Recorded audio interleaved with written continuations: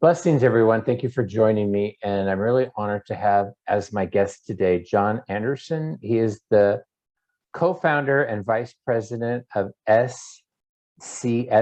that stands for Survivors of Childhood Sex Abuse. And if you look back on my channel, I've already interviewed Richard Windman, who's also is one of the co-founders of SCSA. And here's a short just bio of John. John is a longtime survivor of childhood sex abuse by a deacon named George Brignac, the most prolific pedophile in Louisiana's history. In addition to being a founder, he's also head of the men's support program, as well as a media spokesman for the organization. He is retired and lives in Louisiana. I just, maybe this is a non-issue for a lot of people, but I just have a difficulty saying these people's names. When I was preparing to talk with John, I did some research. I was thinking,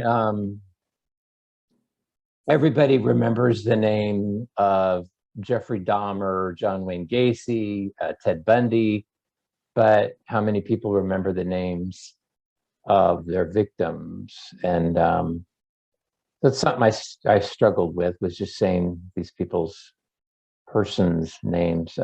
Thank you for joining me, John. Thank you.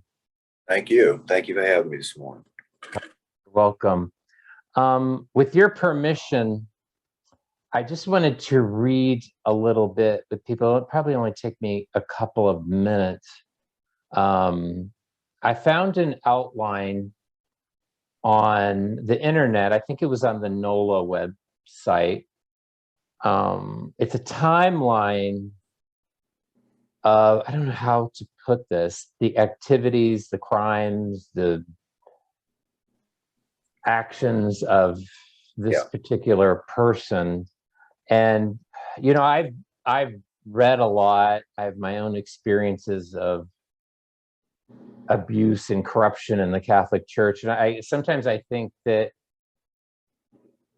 I don't want to become cynical, but sometimes I think that nothing surprises me. But I read this outline, and I have to say, I was pretty sickened. Yeah. Isn't it shocking? It really is. Yeah. I'm very familiar with that timeline, by the way. Okay, timeline, sorry. Yeah. And it is. If you look at it, it is shocking. It really is. Yeah. Whoever the journalist reported that wrote it, this was this was an effective way. So anyway, and I hate putting the links to such horrible things, but I'll put the link to this in the show video notes. So in 1953, Brignac graduated from De La Salle High School which was founded by the Christian Brothers. He joined the order soon after graduation in 1960. The Christian Brothers dismiss him for reasons that aren't immediately clear. Many years later, twin brothers, the late Reverend Brignac says George is kicked out for being too friendly with boys. In 1964, Brignac begins teaching at St. Matthew the Apostle in River Ridge. He also serves as prefect of discipline. In 1976, the Archdiocese of New Orleans ordains Brignac as a deacon. He is assigned to Our Lady of the Rosary Church in the Bayou St. John neighborhood. Archdiocesan leaders either never learned the reason for Brignac's dismissal from the Christian Brothers or accepted Brignac's claim that it was for reasons of health. In 1977 to 78, 3 boys from St. Matthew accused Brignac of fondling them. Jefferson Parish authorities charged the deacon with 3 counts of molesting a juvenile. He pleads not guilty and wins an acquittal at a bench trial. Okay, 1978, Brignac is allowed to move from St. Matthew's faculty to Our Lady of the Rosary, where he is still a deacon. 1980, a boy alleges that Brignac fondled fondled him. Ooh. New Orleans police again book him with molestation of a juvenile, but there's no indication prosecutors ever filed charges. 1984, Brignac leaves Our Lady of Rosary School, but remains a deacon for the church there. He teaches at Cabrini High School for the next 4 years. 1988, New Orleans prosecutors charged Brignac with groping a boy at a 1987 Christmas party. There's more to this timeline that I'm getting into, so the viewers can read it themselves. 1998, Brignac joins the Knights of Columbus. 2002, after Boston Globe investigation shows that Worldwide Catholic Church covered up thousands of cases involving clergymen who molested children, the New Orleans District Attorney makes Brignac indefinite suspension from ministry a permanent one. 2009, the then pastor of St. Mary Magdalene Church invites Brignac to read at masses as a lector. Brignac, whose Knights of Columbus chapter is based at the church, undergoes training to prevent child abuse and reports instances of it.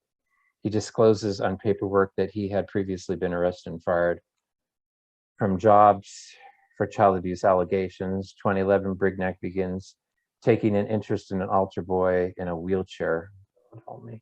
Okay, 2013, the Archdiocese quietly pays $88,000 $500 settlement to a man who first came forward with an abuse complaint about Brignac. 2017, he's still in the Knights of Columbus. Brignac speaks to a group of children at St. Mary Magdalene. Oh God, 2018, the Archdiocese of New Orleans pays $550,000 settlement to a man who was an altar boy when Brignac was in charge of altar boy program, Our Lady of Rosary. 2019, New Orleans police arrest Brignac on account of first-degree rape after speaking with the recipient of the $550,000 settlement. 2020, courthouse closures, I'm sure due to COVID. So his case doesn't go forward. 2020, Brignac at age 85 dies. So the thing that struck me about that timeline was not only that this person was able to operate within the Catholic Church for such a long time, but that his involvement and possible contact with children went way after the 2002 scandal. So I think a lot of Catholics were under the impression that after the Boston scandal, the Dallas Charter, all of those things, after that crucial day, that a lot of things were cleaned up, but that's not the case here. So. Not at all. In fact, it's the opposite. Absolutely. Yeah, there's a lot behind that even the articles don't even truly explain about the system and how it, really let, I think, everybody down, including the entire community. You see, when they list him going to a school, like in 1978, they list him going to, I think it was Holy Rosary at that time. The only reason why he wound up at that school, okay, it wasn't because the Archdiocese put him there, okay? You know who put him there? At every Catholic school, you have what they call a men's club, okay?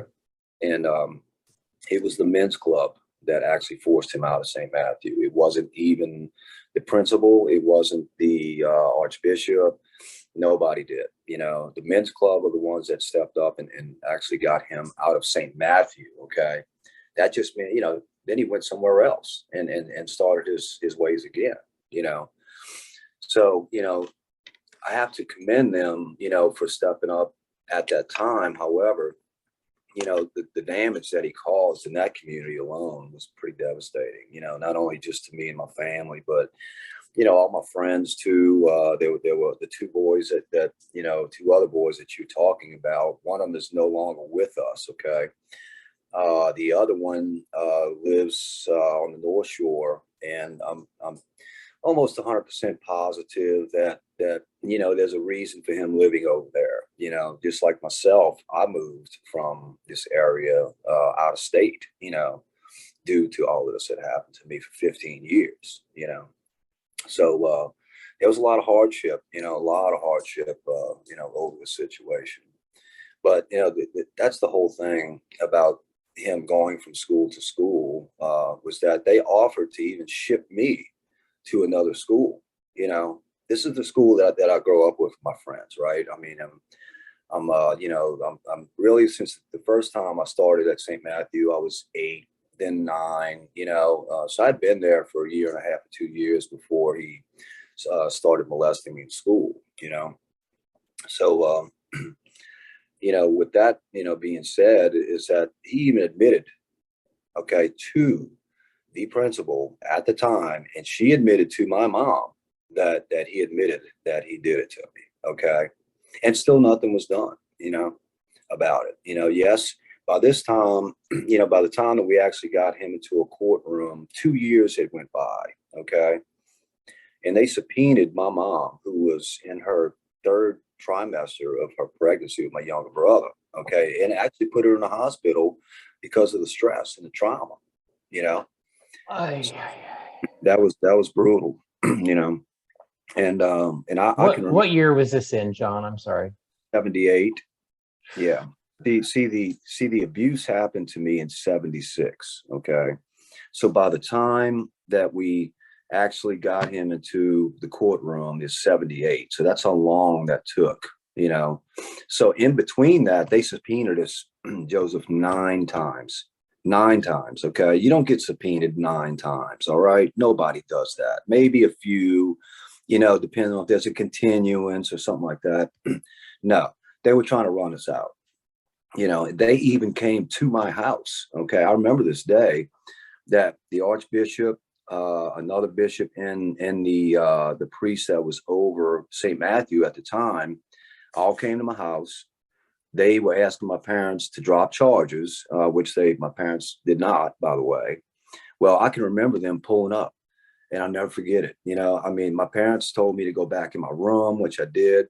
And I sat there. Well, actually what I did, I crawled out my window of my bedroom, and I went to my friend's house because I was scared to death. Even my parents being home, I was freaking scared to death. I was shaking, literally, after what all I've been through. And then, but the other boy I want to tell you about, Matty Quirk was his name. He's no longer with us, but he committed suicide. Yeah. Mm-hmm. John, can I ask you to back up a little bit? Because I know some things about your story, but I don't know everything. So, with your permission, as you know, I repeat these things or say these things not because I think that you don't know them, but I know you do. But I for people listening or watching, sure. Most men who and not just in the church, in a religious setting or institutional setting, even in families or whatever, God forbid, most young men, boys who are molested, most of them do not come forward at all. And if they do, it's usually later in life, usually after other problems manifest themselves and they're trying to figure out, why I'm screwed up or whatever. That was the case with me. So you came forward. This is really unusual. You came forward, at the time of the abuse. Yeah, I did. Actually, I wasn't the one to tell my parents, by the way. My friend was, okay? And my friend Tim, and that's the one I was telling you about that lives on the North Shore. After 3 weeks of him molesting me in class, okay, in front of the other students now, it became basically a running joke in school every day. They would whistle at me in the halls. They would, put their finger in the other finger like this, going down the hall. And, you know, just teasing and different things. And, you know, it began to really weigh on me. I mean, really, really hard, you know. And I did notice at this time that I began, you know, to feel really isolated, you know, and it didn't hit me at first because I really didn't know what was happening to me about this, about the circumstances. Okay. So what was going on was that, you know, the very first time, just to let you know how this all started, I was in a class with Brignat and about 25 to 30 other students, okay, initially. And what happened was I just had, Is this an all boys school? no, it's co-ed. Okay. Yeah, it's co-ed. And I'll get to another situation with that too, which is pretty sickening too. But what happened was I had a question about something, some work I was writing actually, and I went up to his desk and he said, "Well, come around over here." So he was sitting in his desk, similar to what you're seeing me at. Okay, and say the classroom is all in front of him like that, right? So he invites me around the side of his desk. Okay, and then he picks me up and puts me on his lap. Okay, and sitting primarily on his right upper leg, you know, close to his privates up there. And I'm like, okay, this is kind of awkward. You know, I do remember that first time more than any of them because I just felt like, you know, in the beginning, I didn't expect that, you know, because I didn't know what kind of monster this guy was. So I'm like, oh, okay, you know, George Brignat's going to actually take me under his wing here, and he's going to show me how to do this the right way. And, you know, and that's just all this ever was, you know, to me. It was just a question, you know. Well, sure enough, the very first time that he sat me on there, he started unzipping my pants, you know. And when he did this, on his that, well, he first of all, he gets up behind my ear back here and he tells me to shh, you know, because I kind of flinched. I do remember that. But you know, then what he did, he pointed at his desk, okay, and on top of his desk, he carried a ruler and a paddle up there, okay. So he's pointing at him, telling me to be quiet, okay. So right there, he's threatening me, you know, about not to say anything whatsoever. So now you know, I don't know what to do. I'm sitting there, and nobody else at all even has a clue about what's going on yet, okay. Well, after 3 weeks, my friends, you know, well, I'd say after really 2 weeks, my friends really noticed that he was calling me up there every single day, Joseph, and sometimes twice in the same day. Okay. And what happened was that my friend Tim had asked me, he says, is something, is Brignat doing something to you? I said, yeah, Tim, I need help, you know. And I just kind of broke down at that moment. Well, that was on a Friday. Yeah, that was a Friday. The reason why I remember it was a Friday is because I remember the weekend coming up right after that. And then I went, now he didn't tell my mom yet, okay? But that Monday, Tim said, Timmy and Matthew by this time knew, and so did other students, by the way, at this time, because look, I mean, we're 9, you know, some of them are just 8 turning 9. There were really no 10-year-olds at all because that's a whole different grade, you know, and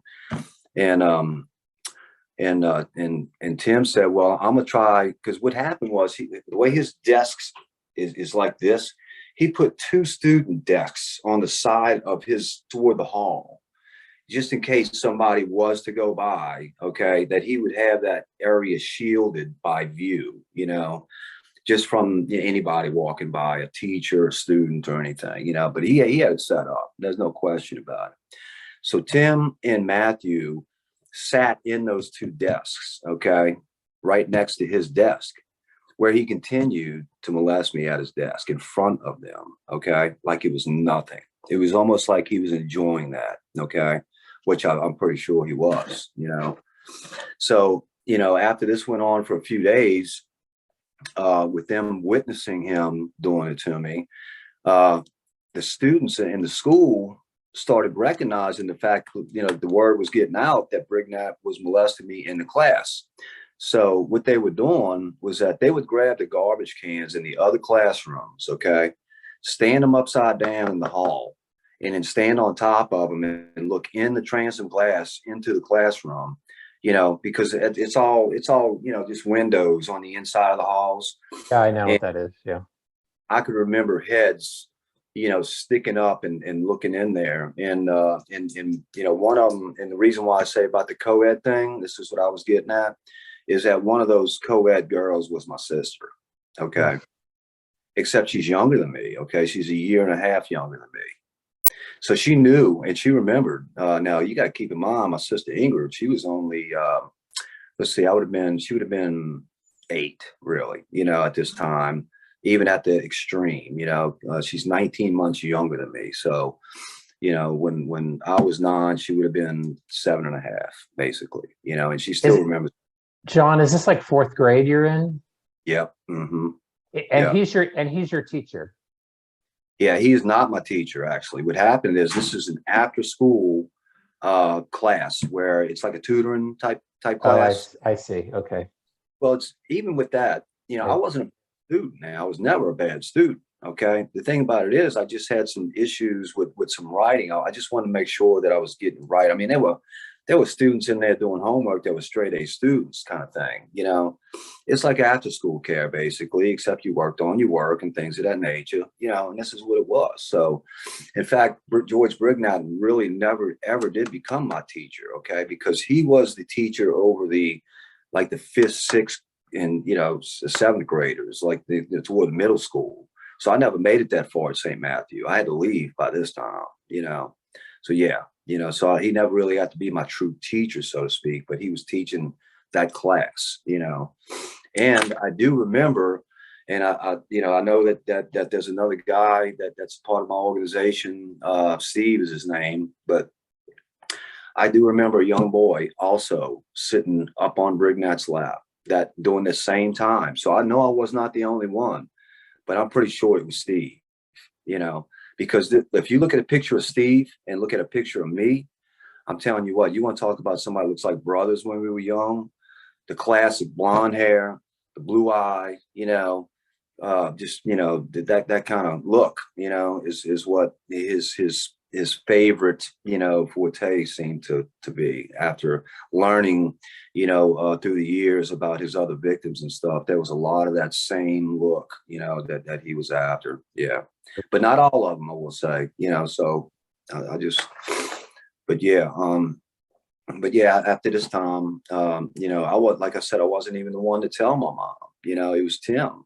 So after this happened in the 3rd week, and I'm sorry. And how old was Tim? He was in the class with you, so you were the same age. Same age. Yeah. What a brave little boy. My God. Yeah. To even have the 4. Wow. Okay. Yeah. Him and Matthew both were very, very brave. And the thing about it is too, with all of this is that after that 3rd week went by, I do remember because we had brought Timmy home from school that Friday. All right, the very next Friday, that week would have been the 3rd week. That's when Tim told my mom. Okay, so my mom pulls up in the parking lot. I never forget the day. And back then we had like a little 280ZX. It was a nice little car back then, and so he wanted to, he liked going home in the car, because it was cool, well, this wasn't going to be a cool day, I let Tim in. It happened to be a 2+2, which means if those cars, they do have back seats in them and some don't. Okay. So this one did. And so Tim crawled in the back seat. I got in the front, and my mom asked, well, how'd it go, guys, like that? And I just turned my head and I started crying, because I knew it was coming down to it. And it was going to be that day. I knew it was, it was just, Tim told me he was going to tell my mom. So I know that was coming. Well, it turns out that, yes, that happened. And then also the parents of both those boys were glad to help out, okay, with trying to prosecute him. In fact, the boy that died, Matthew, his dad was a New Orleans police officer. Okay. who was at the trial supporting. Okay, just to give you an idea, we thought we had, I mean, some really good, things going here where we were going to, prosecute back then. I thought for sure, because I have eyewitnesses, not to mention other witnesses that were around the school, and an admission of guilt, that it was going to happen, but that's not the case at all. In fact, during the time of the trial, when I was on the stand, identifying Brignac, okay, in this classroom, Bishop and the head of the school board system back then, and the Archbishop, who was Hannon, all came in to the freaking courtroom dressed in the full regalia. I mean, I'm talking of course, headpiece, the whole shebang. I mean, so yeah, that's pretty intimidating there, and yes, I'm scared to freaking death at this point. I don't know what's going to happen to me, but so really all I did was they let me sit up there for about, from what I remember, about 15 or 20 minutes. It wasn't all that long, but the only question that they ever asked me after sitting there for all that time is, I'm gonna tell you why I was sitting there, is because the bishop, archbishop, and the priest and the judge went back into the chambers, okay, together without our attorney. Okay, so my attorney gets up, he goes back there and gets them out of there. Like, what are y'all doing? Y'all, you're not supposed to even be doing this without me and this and that. And so that was a big stink at the time. Okay, so it turns out that the judge is turned out to be a huge Catholic fundraiser. Yeah, great. And not to mention, this was in Jefferson Parish. Okay, this was not Orleans Parish. Jefferson Parish was Harry Connick. Okay, he's the sheriff. All right, guess what? Big time Catholics. And with the archdiocese. So I mean, we never had a chance with at least, I think, getting a prosecution out of him. But here's the thing: you remember how you read earlier about how Christian Brothers, and all of that? Well, they did not bring that to our trial. You see, we didn't learn about that until about 2 years ago. Okay, they withheld information, and we found the Christian Brothers withheld that information. Yeah, they sure did. They didn't want to be held liable. No. Yeah. Just to backtrack a little bit, whom did your mother report the abuse to first? The school, the diocese, the police? I'm curious. Yes, she reported to the school. Okay. Wow. And that's when the school didn't do anything about it at first. Okay. Now, let me tell you what happened was that after the about 6 months went by. Okay, 6 months had went by before he was actually arrested. Okay, because they persuaded my parents that they were going to take care of Brignac, and that they were going to make sure that he was counseled, and that he would be going to a doctor and this and that. But it turned out that the priest himself was the doctor. He's not even a doctor. The priest at the parish, at the school. Yeah, was going to be. Yeah, they like psychologist is what that is. They like to keep it in-house. That's still the case. So. Yeah. So basically, what it came down to was self-policing. Okay, and this is how it happens. Well, after the 6 months went by, okay, I was actually going to go back to St. Matthew, believe it or not. But guess who's there? Brignac is back in school. We thought he was. Well, this is when the men's club stepped in and got him out. Well, when we found out that Brignac was going back there and stuff with all of this, my parents pulled me and my sister out of there instantly. That's when my dad called the police. Okay, and my mom called the police. Okay, my mom's the one, dude, that really, not to put anything down against my dad, but my mom was the one that was really the true advocate here back in the day. I mean, this is 1977, 78. Who takes on the archdiocese back then? Nobody. you know. No one, So, no one. And well, people are afraid to do that now, let alone 40 years ago. Yeah. yeah, yeah. And the thing about that is too, is that well, we paid a heavy toll on the relationships of the community from that. My parents lost customers. I was isolated. I lost all my friends, every single one of them, including Tim and Matt. Okay, because after that, all three of us went to different schools. Okay, Yeah. so lost we lost communication. And so after years of struggling over what happened, to me, and the fact that he was acquitted, I never really could understand that, and the fact that the verdict. Okay, are you ready for this? It was a conspiracy between me, Timmy, and Matthew. Okay, to expose his celibacy. Okay, that's what the final judgment was on his behalf. So he got acquitted. And of course, and for the history to come after that, he wound up raping 26 other kids after me. Right. Right. Mm, yeah, Yeah, that's John. Yeah. unbelievable. Yeah. Unfortunately, it is believable in the realm of the Catholic Church. I wanted to say a little bit real quick, just for people listening, watching, is that I've never been to Louisiana, but from what I've read and the research I've done, especially for me here in California, it's a little bit difficult to comprehend because I live in this is such a secular state.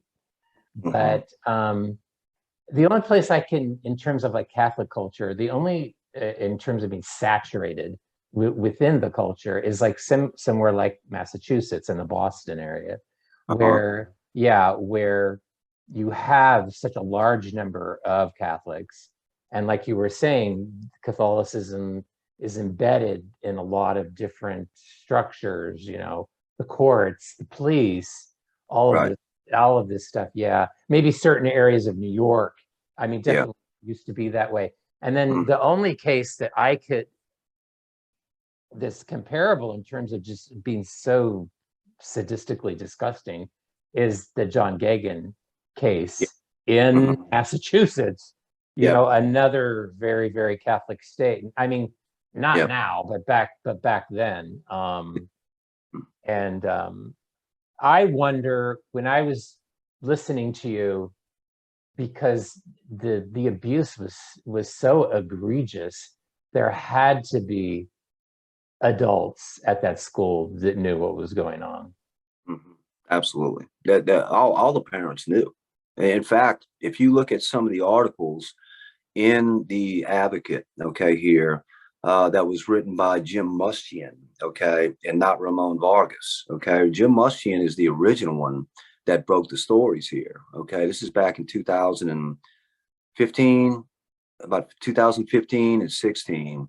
That's when Jim Mustian broke out all these stories, okay. Jim is with the Advocate, but he's up in New York now. Excellent writer. Um, he's the one that basically broke the story about George Brignat still being in the Catholic realm, with his brother, and nobody knew it, except he had interviewed somebody that said, "Oh yeah, Brignat's still teaching the altar boys over at St. Mary Magdalene," and I was like, I couldn't. Let me tell you something. I about threw up when Jim was telling me this on the phone. I mean, I couldn't even talk, Joseph. I could not talk. It took my breath away. I almost literally threw up. Just that dark, nasty feeling you have in your heart. It was there. It was full. It was. Here we go.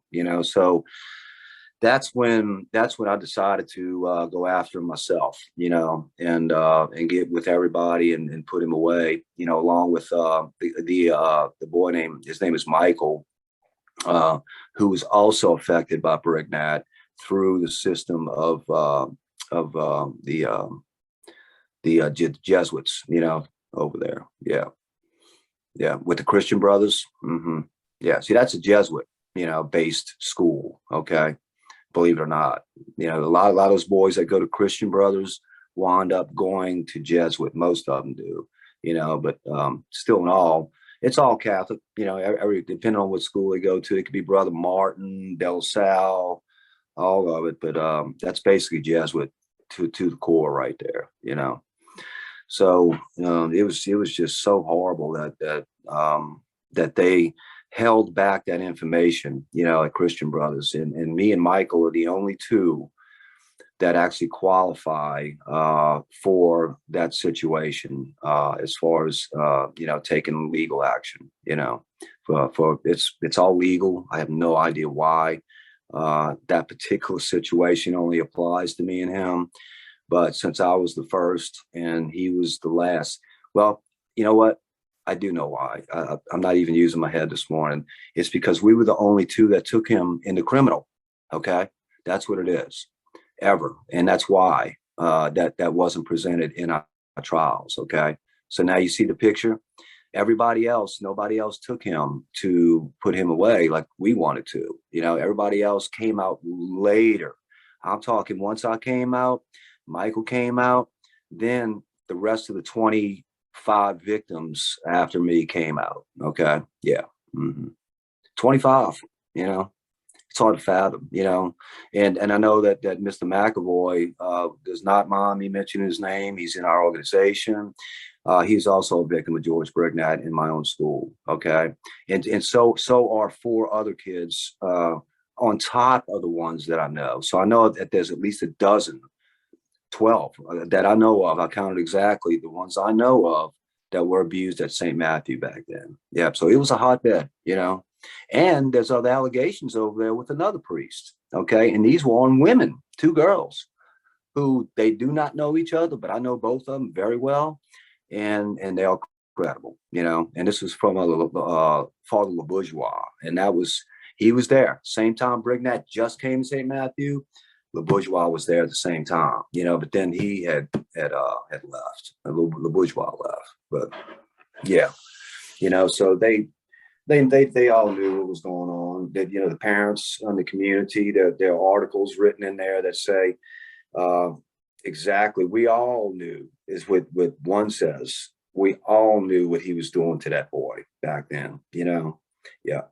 And it turns out that was the mom of one of the boys that was in my class. You know, his name was Bobby. You know, he's a good friend of mine back in the day. You know, we're not friends today, but I mean, we said hi here and there through Facebook. But, you know, like I said, I lost all my core group of friends, man. Every one of them, you know, every single one of them.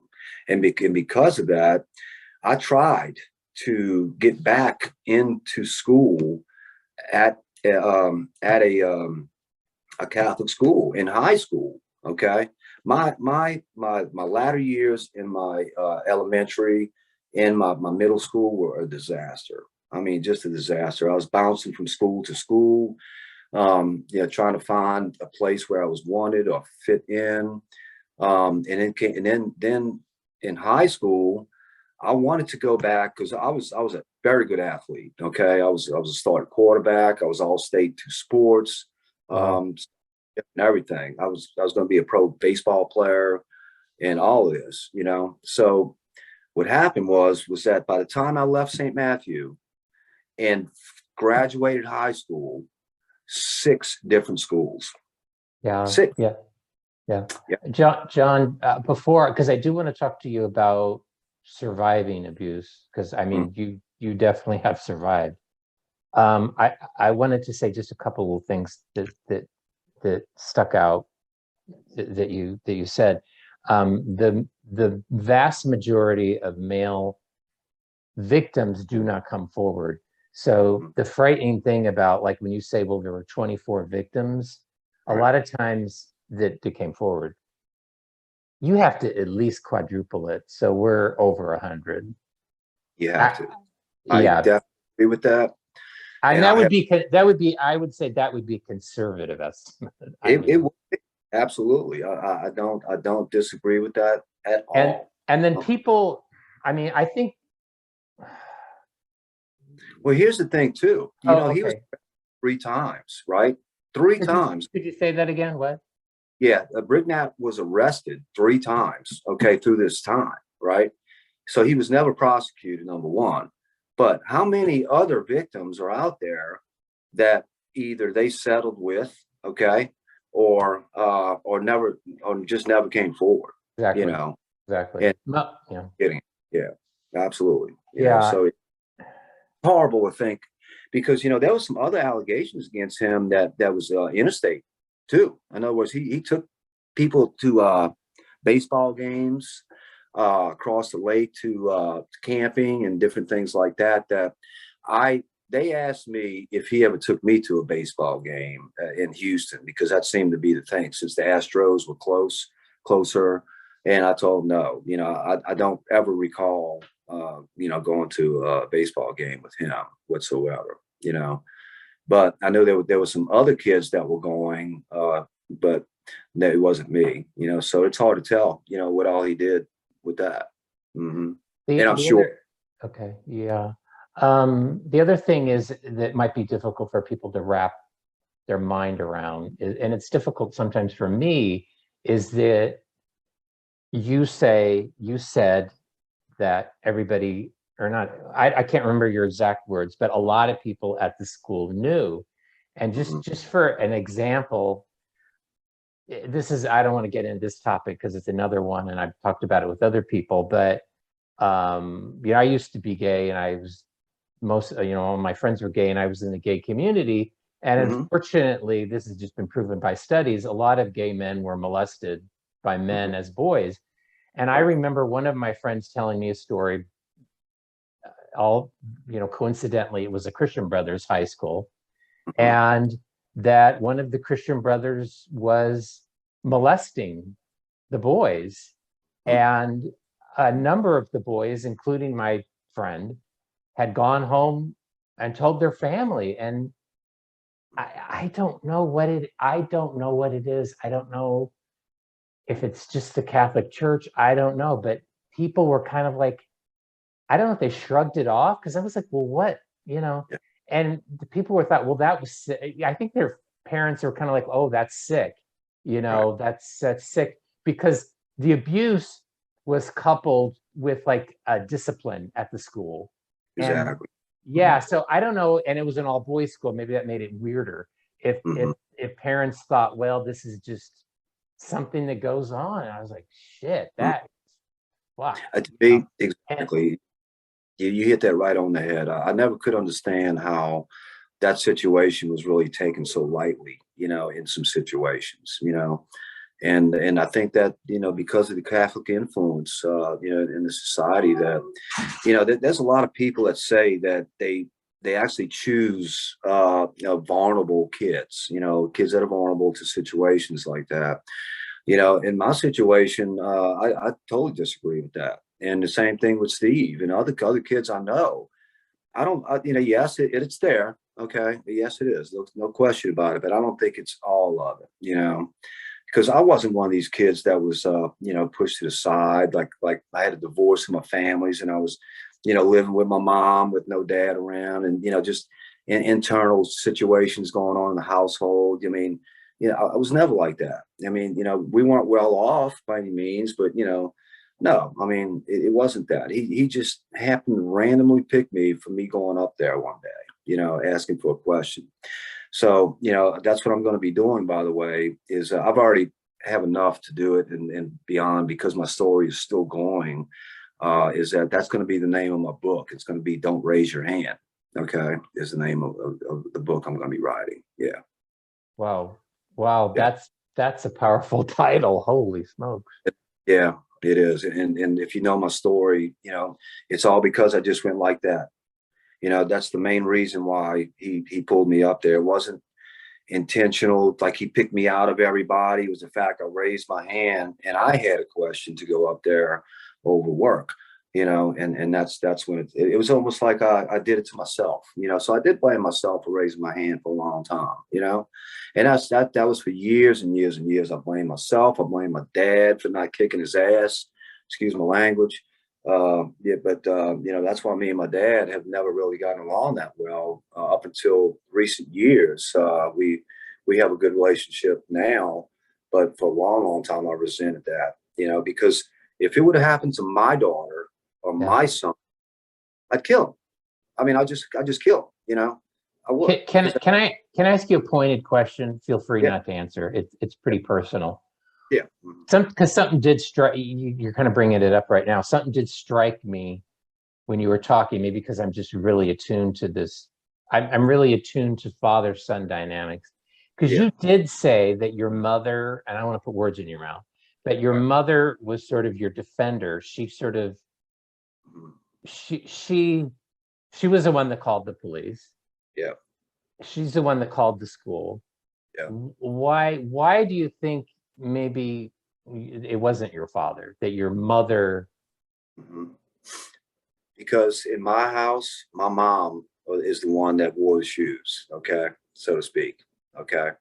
My mom was the entrepreneur. She was the go-getter. And I think if you see the way that I operate now and the way that I do things, Joseph, you can see the personality in me and my mom, not my dad. Okay. My dad is the strong, silent type where, yeah, he'll sit back and he'll huff and puff and and try to blow that house down, but nothing's gonna happen. Where my mom is the one behind the bulldozer, knocking it down, and that's where I kind of get that from for sure. Yeah, absolutely.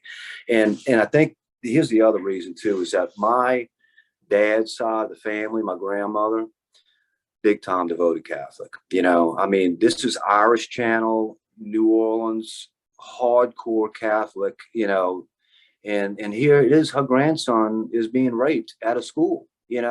You can imagine what that was like for my family. So it affected 6 generations basically with me. Yeah, my grandparents, my parents, me, my younger brother, and my siblings. And also my kids. Yeah. Oh, Mm-hmm. this is an ugly question. What if your mother had not maybe pushed things? What do you think would have happened? Wow. Oh man, that is definitely something to think about. I truly believe that if my mom wouldn't have pushed it back then, that I'd be dead right now. And Holy even shit! Yeah, yeah, because now I did. I tried to commit suicide 3 times. Okay, I'm there. and I'm there too. I was going to kill Brignat. Okay, Well, and I told him. I told the police this that I was going to kill Brignat and I was going to kill myself. Just because is this when you were a little boy? no, this was much older. Yeah, I was in my 20s at this time. So I've been fighting this heavy all my life. I just didn't sit back and not do anything, Joseph. I was always having, I knew that someday that I would get my time, to advocate against all of this and do the right thing for people. I just didn't know when my time would be, because I was so depressed. I lived on the street for a while. I was homeless. Drugs came into my life back then. I was smoking crap when I was freaking 9 because of this. Not I all. want to I want to talk to you about that. I kind of wanted that to be I wanted that to be the focus of our discussion. Real quick though, I want to push back on you a little bit, but I don't want to disagree with you because your story is your story. It's just one thing. Again, this is something I'm really attuned to. Is that you said that you being a victim of his was random. I don't know that in my mind because predators are super predator. I think people have an impression of predators as like the dirty old man in the park with a trench coat, and there are those kind of predators. But predators are smart. They are super smart. A lot of times they're very charismatic, and they know how to manipulate. They're super manipulative. Yeah. And I don't know because I'm a religious person, a Christian person. The Right. Holy Spirit has given, I think Richard Widman is one of them. Who I interviewed before, the Holy Spirit gives certain gifts to certain people, and it's a discernment sometimes. And I think Richard, and I've known other people like this, can just pick out evil in people. And Yeah.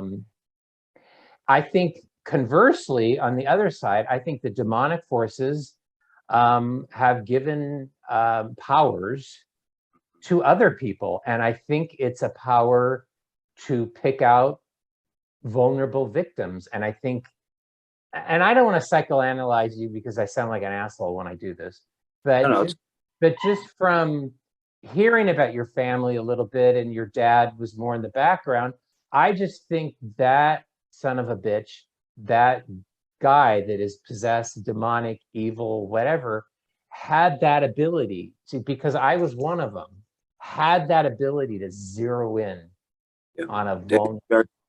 It's very possible, Joseph. And I always wondered about that myself. You know, I don't know how it originally, besides me raising my hand, I didn't have any other ties to him whatsoever. In fact, I wasn't even in his regular class. You know, it's only because, in my opinion, that he was attracted to almost any boy, you know, and because of maybe the way I looked, I don't know, you know, and the fact that I was coming to him with a question, not him saying, do this, you understand? Because I always wondered, you know, what did that? And he was looking for the opportunity, I'm sure, too. And that just, absolutely, yeah. But I, you know, what I do remember though was that one odd thing now looking back at it, now I'm thinking about, is that there wasn't too many kids went up to his desk at all, wow, looking for, you know, and I want to emphasize that. But it got to the point where after he started molesting me in class, was that he would look at me and he'd do this, call me up there. Yeah. So it was that it happened on one day. It happened 3 times in one day. yeah. But for the majority, after the first few days, it was twice a day. Yeah. See, and that's another thing too that I didn't get to yet, and I want to let you know real quick, was that the last day that I was ever in that class, okay, he had me cornered in the bathroom, okay, in a stall with my pants down, okay, and I started crying. I mean, profusely crying. And what he did to me was that, I'm gonna tell you how slick he was, okay. Across from his room, there was a faculty bathroom, okay, where, you know, students cannot go in there, right? I mean, it says faculty. On this particular day, he told me to go and use the bathroom in that particular bathroom, and it is always locked. It was always locked, you know. It was open that day. See, he was setting me up, you know, there's no question for it. Because what happened, every time that he would do something to me in class, I would go to the bathroom, you know, right after that. You know, it just became a daily thing. You know, it's like, I need to go to the bathroom. He said, all right, you know, and then next day, I got to go to the bathroom. All right. Well, you see, after doing this over and over again, Joseph, as soon as I told him that last day that I want to go in the bathroom, by the time I walked in there, I didn't even see him get up. I went out of his class, and by the time I went into to use the bathroom, he was in there that fast, scared the living shit out of me. He closed the door, yep, behind me with him. And I said, oh my God, here we go, you know, and I started breaking down big time. I mean, big time, crying and screaming, you know, and I actually ran out. Yep, ran out of school. Yep, unbelievable. And it's true though, you know, everything that happened happened like that. And after he was arrested, they pulled me out of class. Okay, last day I was ever there, pulled me out of class and put me in the rectory by myself. Okay, I'm scared to freaking death, dude. I had no idea what's going on, and I was sitting there for like, I don't know, maybe when I remember 30 minutes or so. And I was shaking, and you know what? I ran home, you know, right in the middle of school. I mean, it was earlier in the morning because it was like the first period. This is the last day I was ever there. Remember I told you how me and my sister were going back to school there. We learned he was still there. Well, that's when this happened. They pulled me out of school. The head priest took me and put me in the rectory by myself. Okay. And that's when I left. I went out the front door and I ran home, you know, all the way home, which was about a mile away. Yeah. So here I am. I'm, you know, what, 9 at the time or whatever it was. And and running through the neighborhoods, you know, scared to death, crying, you know, all the way home. And that's when my mom had learned that they had pulled me out of class. See, they didn't call her and tell her that they were pulling me out of class to go put me in the rectory for that day. Why they were doing, I have no idea. I think because Brignac still might have been in a class at that moment. But I do remember this, though. One other thing was that once one of the students remembers this very well, that the head priest walked into Brignac's classroom, homeroom, and said that y'all should be saying prayers for Brignac this morning. Yeah, while he was in handcuffs and going to jail. Yeah. Oh, nice. That's really lovely. Oh, Yeah. Sickos. Yeah. One thing, one thing that I want to talk about surviving, because I think you're a good role model for that, John. But before we turn to your story of survival, which I think is by far the most powerful aspect of your life, is that I mean, I think there was something. Everything you said was very powerful, but there's one lesson that really struck me right here in my brain, is that men's club at the school ran the bastard out of the school. I've repeated this. People that know me and have read my book and watched my podcast, I talk a lot about the failure of fatherhood, and I know you're a dad, and in modern times, and especially the failure of a lot of men to raise their sons and be role models for their sons. And I think it's the source of so many problems in our society, is just men not doing their jobs. And that's an example of where men step forward, and this god awful abuse situations, people think that it was cleaned up. And I know Wilton Gregory said the scandal is over and all this stuff. He said that after the Dallas Charter, and that's the guy they promote to Washington, D.C. So men have to stand up. Women, of course, play a vital role in mothers, like in your situation. But I think men just have to stand up and say, enough is enough. I'm not putting up with this anymore. You're not abusing our children. You're not manipulating them. You're not brainwashing them in the schools. This still goes on. I don't want to get into it because people know what I've talked about. I'm going to go on a little rant here. One of the powerful things that you talked about too is that this happened in the second and third grade, or with you in that fourth grade. I'm sorry. And I went to the Los Angeles Religious Education Congress, and there was a priest that got up and talked about how little children in the second and third grade are sexual beings, and they understand their sexual identity and all this bullshit, and that the parents and it wasn't about parents, but school teachers and priests and sisters and religious in the schools need to support children in their sexual identity in the second and third grade. And I thought, this is such bullshit. You know, why is the Catholic Church still doing this, sexualizing little children? Well, I mean, I know why, but so that was one of the things that got me really angry when you were talking, because I thought, this crap is still going on in the church. It's become much more sophisticated. I mean, in the old, I don't want to say the old days, because I'm the same age as you, and I was abused probably around the same time as you were. Is that you just had the old-fashioned perverts who molested a kid, and now it's much more manipulative. They brainwash kids ahead of time, and predators are. This is where I'm talking about. Predators are super smart. They really groom kids. Yes. And gain their trust. And so a lot of people, and I want to talk about this in terms of survival. Excuse my language. A lot of people get so fucked up by this stuff, and I was one of them. You don't even know that you were abused, and you start blaming yourself and thinking that I did this, I asked for this, all this stuff. And a lot of people get so messed up in their head. I interviewed Elizabeth Yore, who's a great advocate for children in abuse victims and abuse survivors, and she talks about soul murder. And some people are so completely devastated.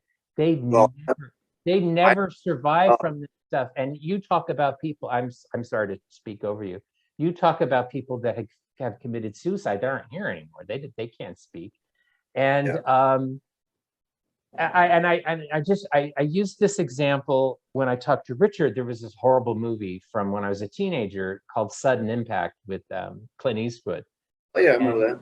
Yeah, it was a big movie and it was a horrible, horrible story. It was about two abuse victims, two sisters that are violently assaulted, and one ends up mute in a mental home.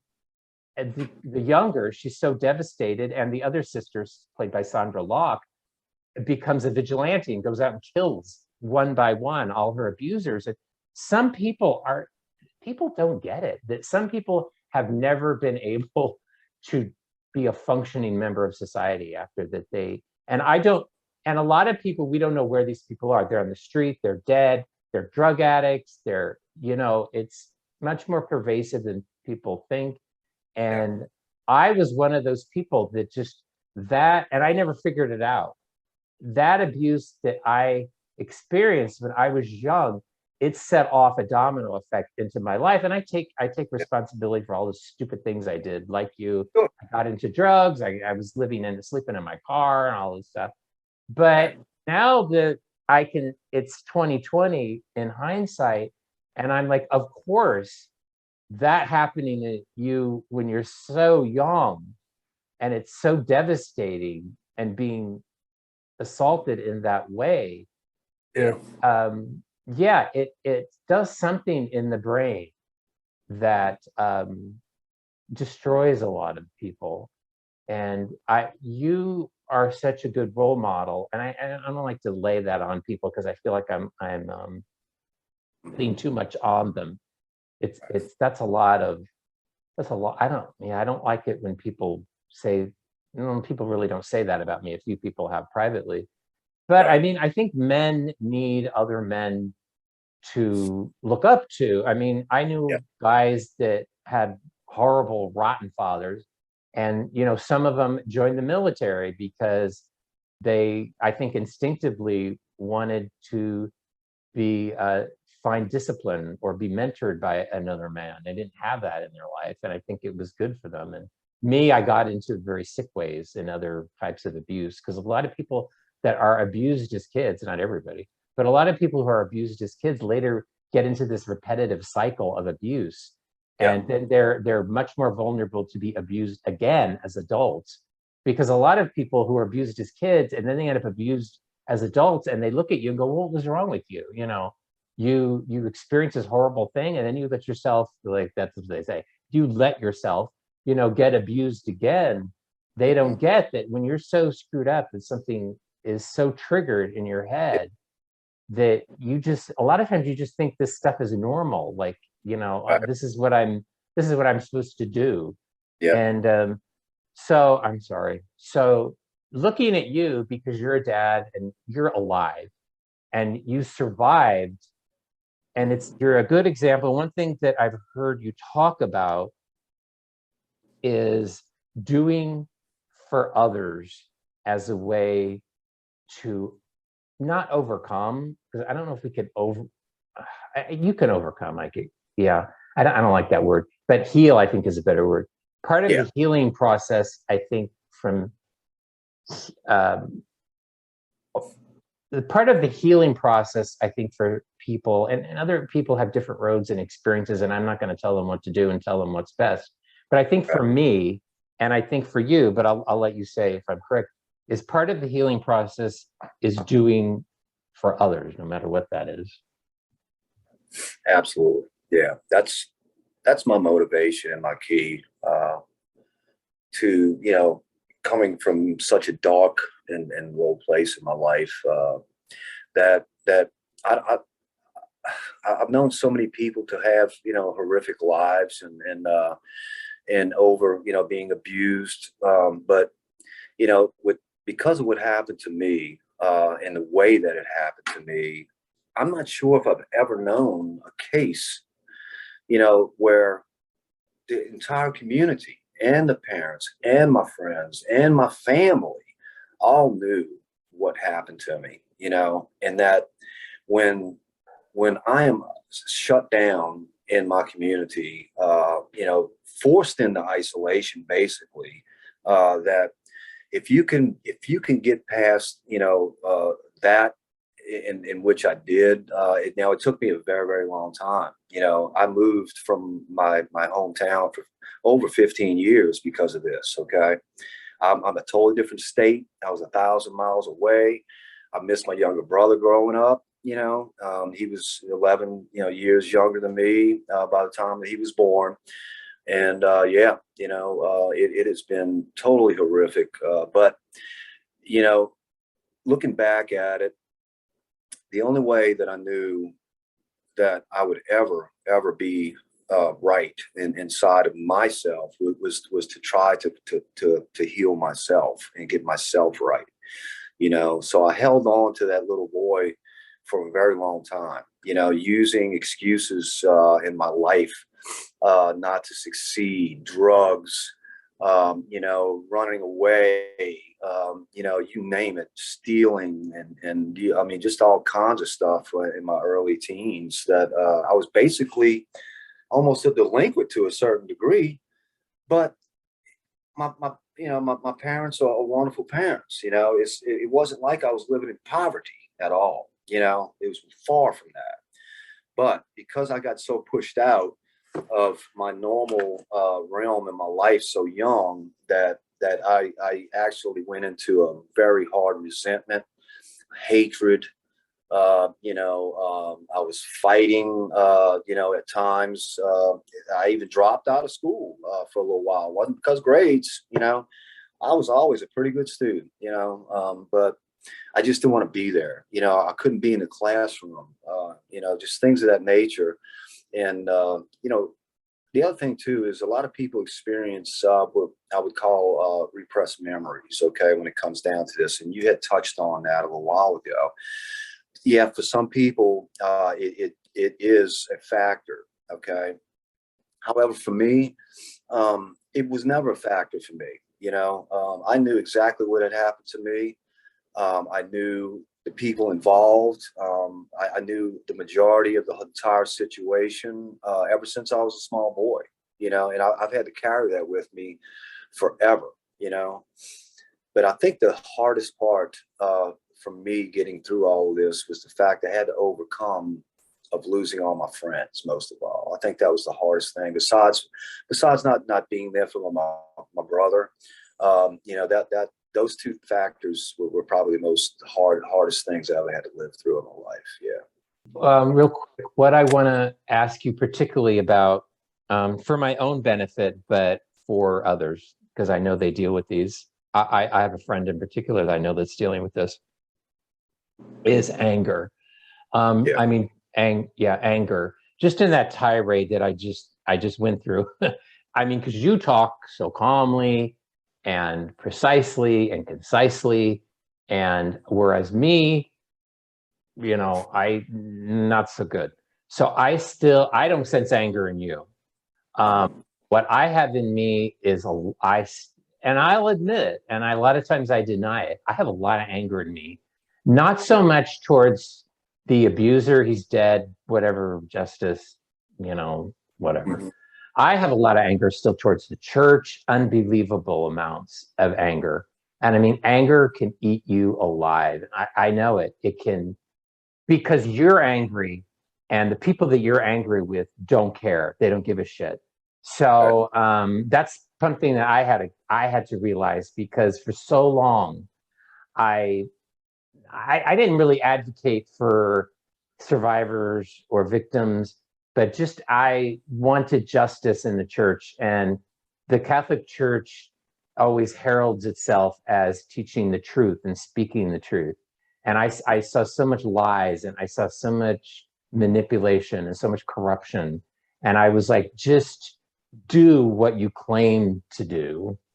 And the anger in me is unbelievable. I mean, you talked about being so angry that you were going to be violent, and Yep. I don't know if I've never been that. I've never.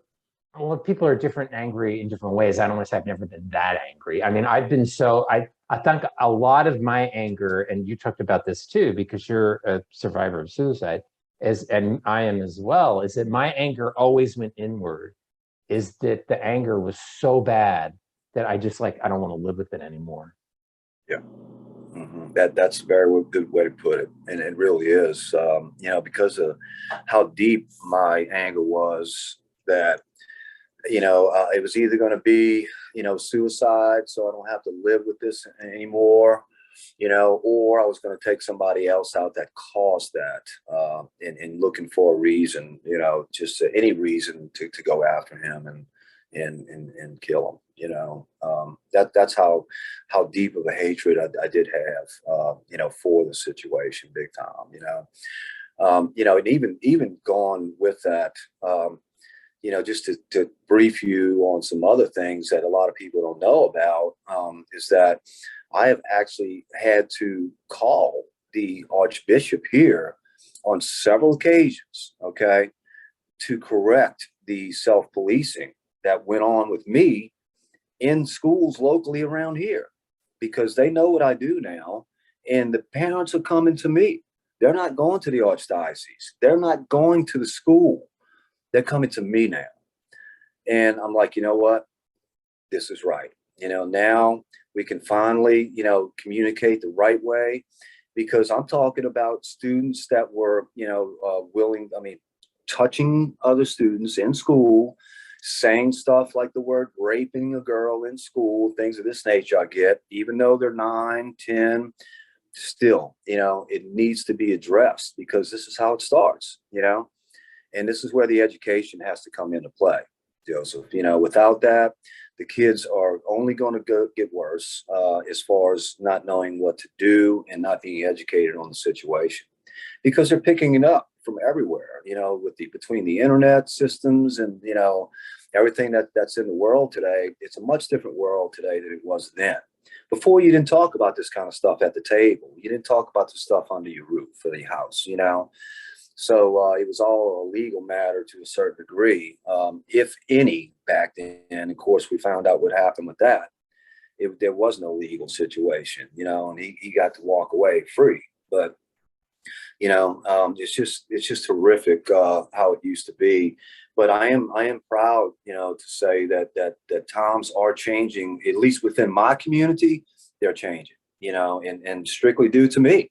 I'm just going to tell you straight out, it is me. And they know it's me, and that's the best part about it is that I have no more secrets, to withhold, about being, how would you call it, embarrassed, okay, or it being ashamed from a public, figure or anything of this nature.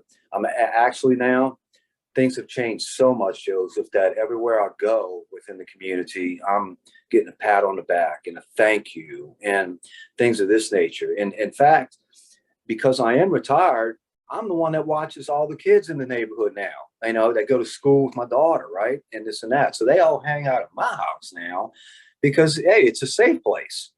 Where else would you rather be but John Anderson's house to protect you from these, pedophiles and whatever else is going on? It's a go, and I love it, man. I do. I pick them up from school when their parents just have to work, and, different things are going on. And half of them are boys and half of them are girls. But we all friends, and we communicate within the community. Okay. That is the biggest key, that there are no secrets anymore, where if something did happen to a student, where it was held under the table or was handled through the actual school itself without the archdiocese even knowing about it, that's where it's got to change. So that's why I had to call the Archbishop of New Orleans on several occasions. So finally, he got so fed up, and I'm telling you, this was about 5 or 6 phone calls over situations. He got so fed up with me ringing his phone directly. He started putting me in touch with the head of the school board system. I said, no. I said, Greg, it ain't gonna happen. I said, yes, you can bring her in, but you're going to be right there, and you're going to be listening to it, because you're not going to put me off again, you know. And that's basically what he was doing, you know. He The was trying to, hierarchy. yeah, you know. So I was like, I've no, been through this, John. The hierarchy does not want to take responsibility. They would much rather pass the buck to some underling, you know. exactly. So yeah, that nothing has changed. Nothing. It's almost like he's not even acknowledging how serious the cause is, even after all of this, even though they're in bankruptcy, and he's fighting himself for a position. Okay. Because I'm telling you, I'm not done with him. We're not done with him. Okay. And you can bank on that. I promise you, with everything in me, God if bless that, you. God which bless I you. guilty, I'm gonna take him down.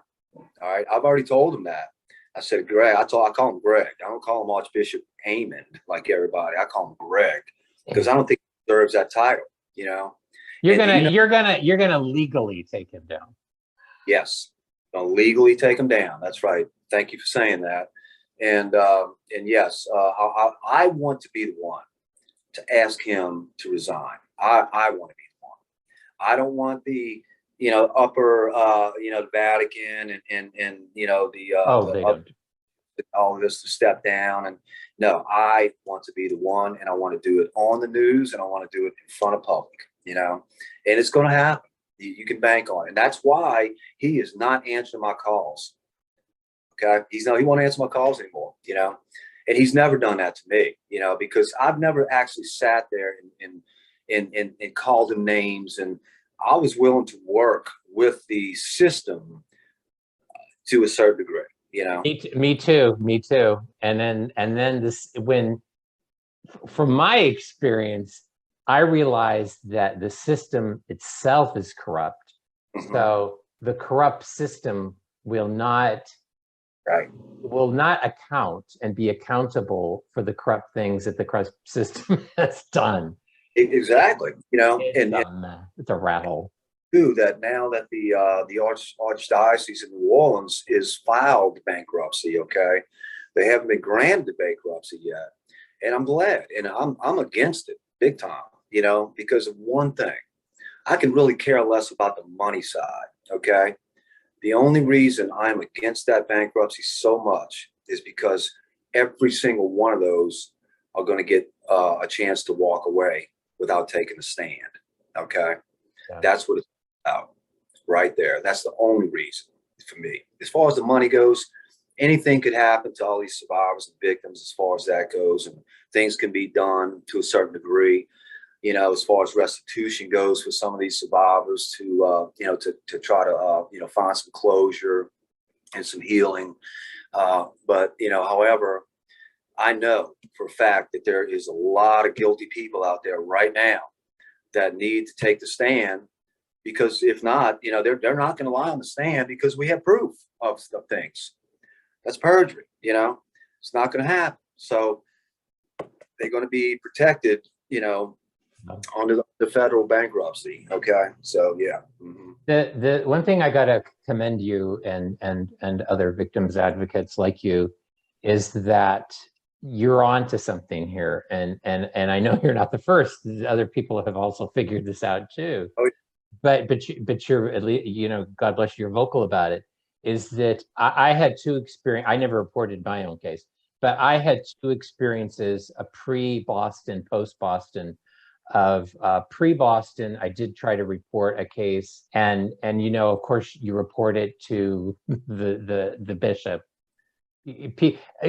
Catholics are just brainwashed that way. A lot of very, I hate to say that, but I think even I see this still. There's a loyalty to the church that's still very strong in people, and you report. You kind of feel like you have to go through the channels, and you report it to the bishop, and you kind of expect the bishop to do the right things. Post that case went through the legal system, thank God. Post Boston, I've never been aware of anything involving minors, but I have been aware of vulnerable adults who were, and I'm talking young vulnerable adults over 18, who have been abused.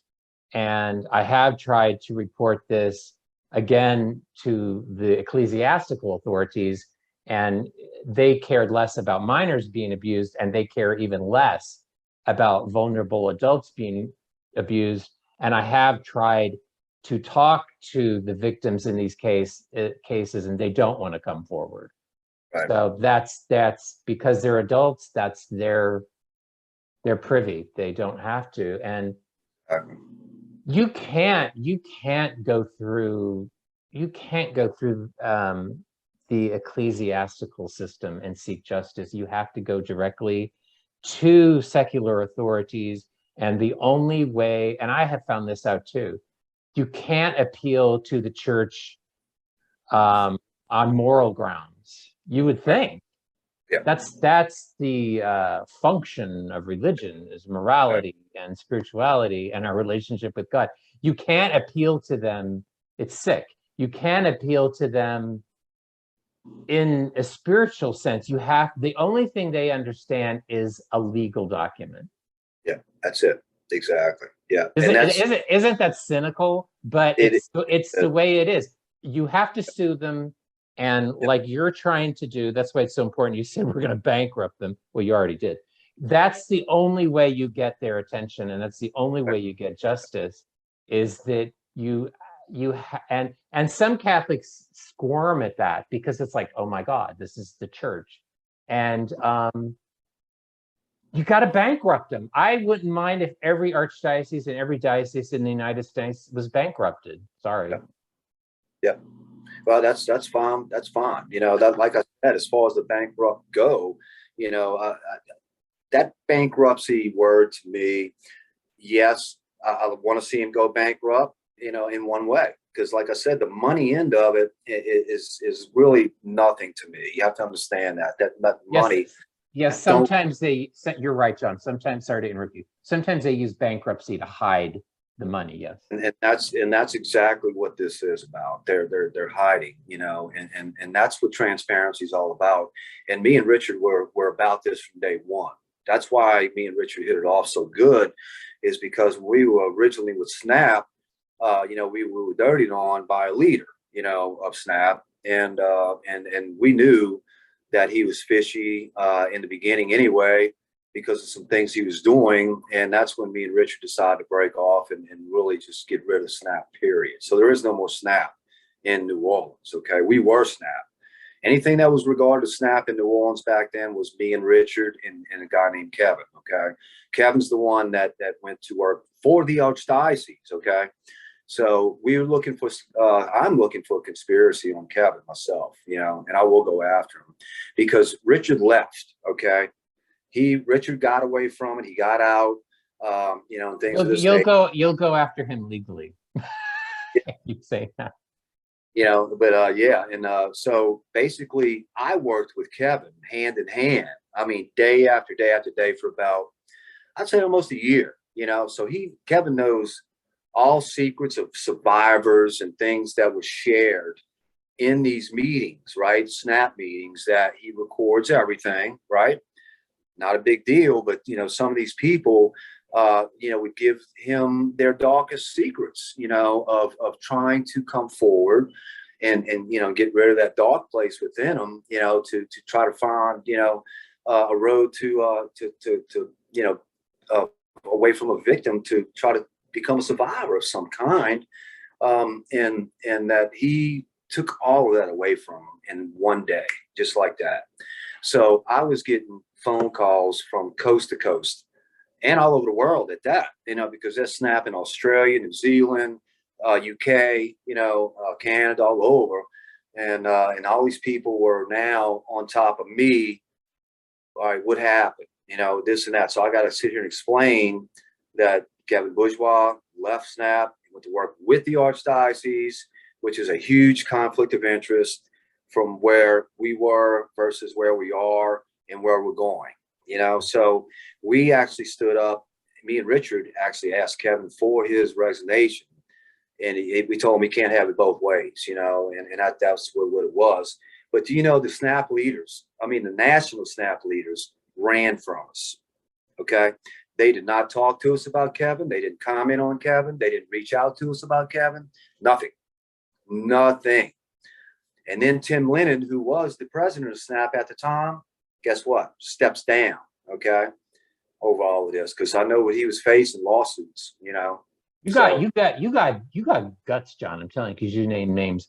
I want to tell you that, just so people listening, catch this. I know of one major archdiocese in the United. This is one that I know, have personal experience with. I believe this isn't the case. You would know better than me. Is that we're getting in the weeds, but that's okay. I know one major archdiocese in the United States that's had a long history of abuse problems, and they have a survivor of pre-sex abuse who's an advisor. And I'm not going to judge anybody, but well, it sounds like I am. But sometimes I compare these people to Edward G. Robinson as Nathan in the Ten Commandments. It's like, okay, I mean, people, because I'm a fan of that movie, people will know what I'm talking about, who he was in that movie. That's like, okay, it's not cool. But hey, that's, if they feel like they're doing good, I could never do that. But yeah. And after they even brought out say like the movie Spotlight, that movie Spotlight really did touch in the true authentic ways of the church, and it touched on it big time. It really did. And there was one particular scene in that movie that really reflected on me, because it was me. There was a guy sitting at a table in the background in a kitchen. He had just finished shooting himself up. His hands were like this over his head, and he was crying and he was emotional. That was me, except I never ran needles. Okay. Thank God. I would have definitely died. I did, just say drugs. I did some cocaine, some acid, things of that nature, growing up in the 70s, and a lot of weed and alcohol, different pills of that nature. But I just, thank God I never ran needles, man. I was always really scared of that, because I figured I'd die, from that, because it would be too easy to do it to myself, and that's the way I looked at it. So I shaded from that. Now I've been in the room with people, and some of these other people were victims themselves, and I felt like I was in a place where I was accepted, even though it was the wrong place to be accepted, but we were all had similarities. There was abuse, there was all kinds of abuse at that, not just sex abuse, but we bonded, So looking back at that, I was so young and didn't care about life back then, that it's almost the same way now, except there is no real hard drug use and there's no hard alcohol. In fact, I grew up into a man where I wanted to be, that role model for people to, let y'all know that there is hope and that you're not alone. And that now, whenever I do hold meetings and because, you have to realize is that I've worked for 4 national big time organizations, okay, around the world, besides starting, our own, okay, that we have now with SCSA. So, I've been with SNAP, I've been with NASCA, there's a couple other ones. And, it took me a long time to figure something out, is that the best place to be and the best thing that you could ever do is to have fellowship with fellow survivors, okay? I don't even agree. Now, yes, I can't say I don't agree with it, but going to doctors is one thing, taking medications another thing. But I find that the best therapy ever is to communicate with fellow survivors, especially those who have some mentorship with them. Okay, in other words, they've been through horrific times, a hard time. Not that any cases is better than the other or less or worse. Okay, that's not what I mean. I'm talking about longevity situations. I'm talking about what they've been through to help these people get through that time, because we were there. We were going to die that day because of suicide. We were going to OD that day because of the abuse that happened to us, and and divorce, relationships. it all has a major big time effect, you know, on your personality. And in fact, you aren't the same person that, you know, you either wanted to be or you were meant to be. Okay. Is that your life was altered, you know, and the fact that it was altered in that way causes significant brain damage, you know, and it's very, very common, including myself, that physical aspects come into play along with having a trauma, you know, related injuries, and that's what I fight today. You know, a lot of people don't know this about me, but I have a spinal stimulator in my body since I've been 45. Okay. Who has a spinal stimulator in their body since they've been 45? Unless you've been in a horrific car accident or something where your back was broken and, you know, and things of that nature, it just don't happen. Well, it turns out that I have significant diseases. You know, I have, not only do I fight fibromyalgia, I have degenerative disc disease, I have arthritis in my spine, I have permanent nerve damage from my neck all the way down to my legs all the time. So I have to live on this machine the rest of my life. Okay. And I also fought opioid abuse over this same damn thing. Thank God I don't take them anymore because of my stimulator, you see?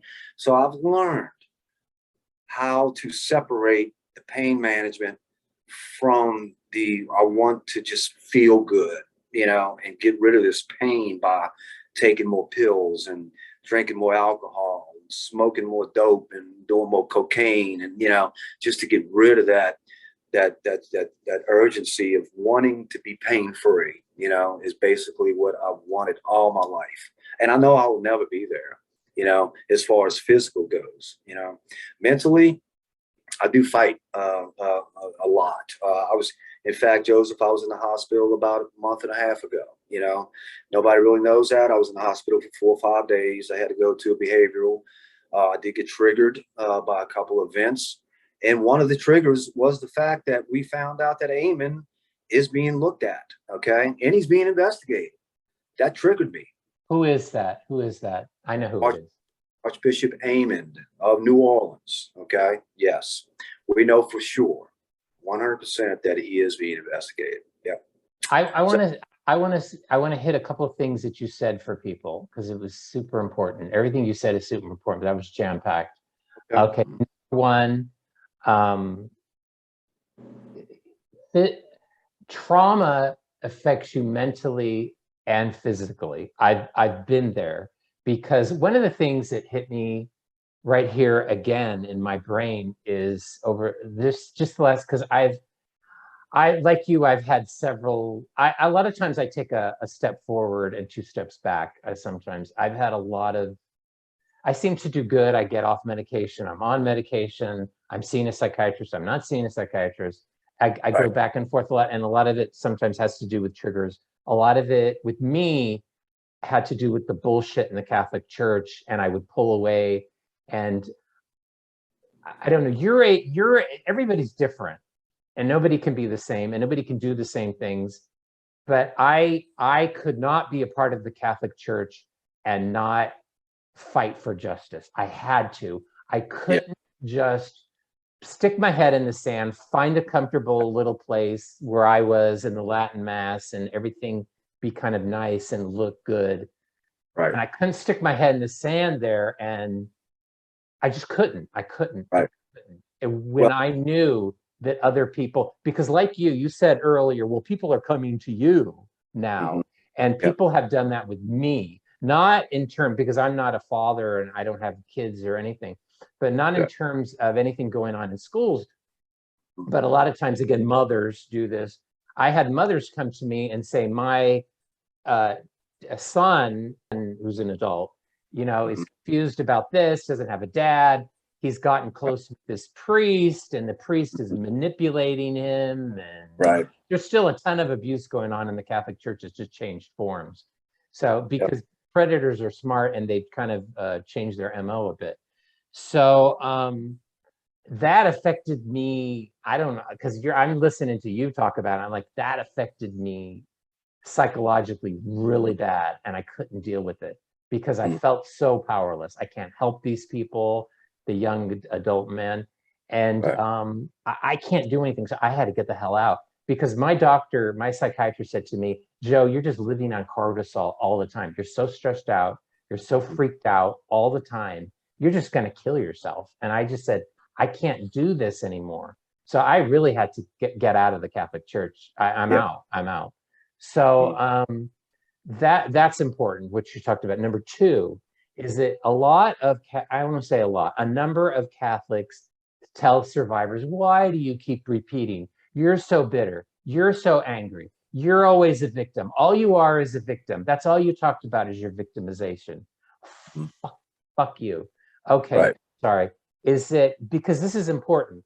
Because I heard Richard Windman on the Shakas, Paul and Kristen Shaka, who are Catholics, on their podcast, and he was talking about this group SCSA, and I looked into it, and I go, wow, they have like a men only, support group, because I've been to support groups and the co-ed ones don't really work for me because they just don't work for me.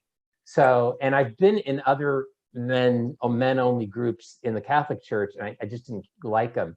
So thank God Richard went out there and spoke. I mean, and I know other people. Thank God Richard went out there and spoke, and you spoke. So that got me, and I heard it, and that got me into SCSA, and that's helped me a lot. So he was a survivor that spoke out, and a lot of Catholics don't want him to speak out. Yeah, exactly.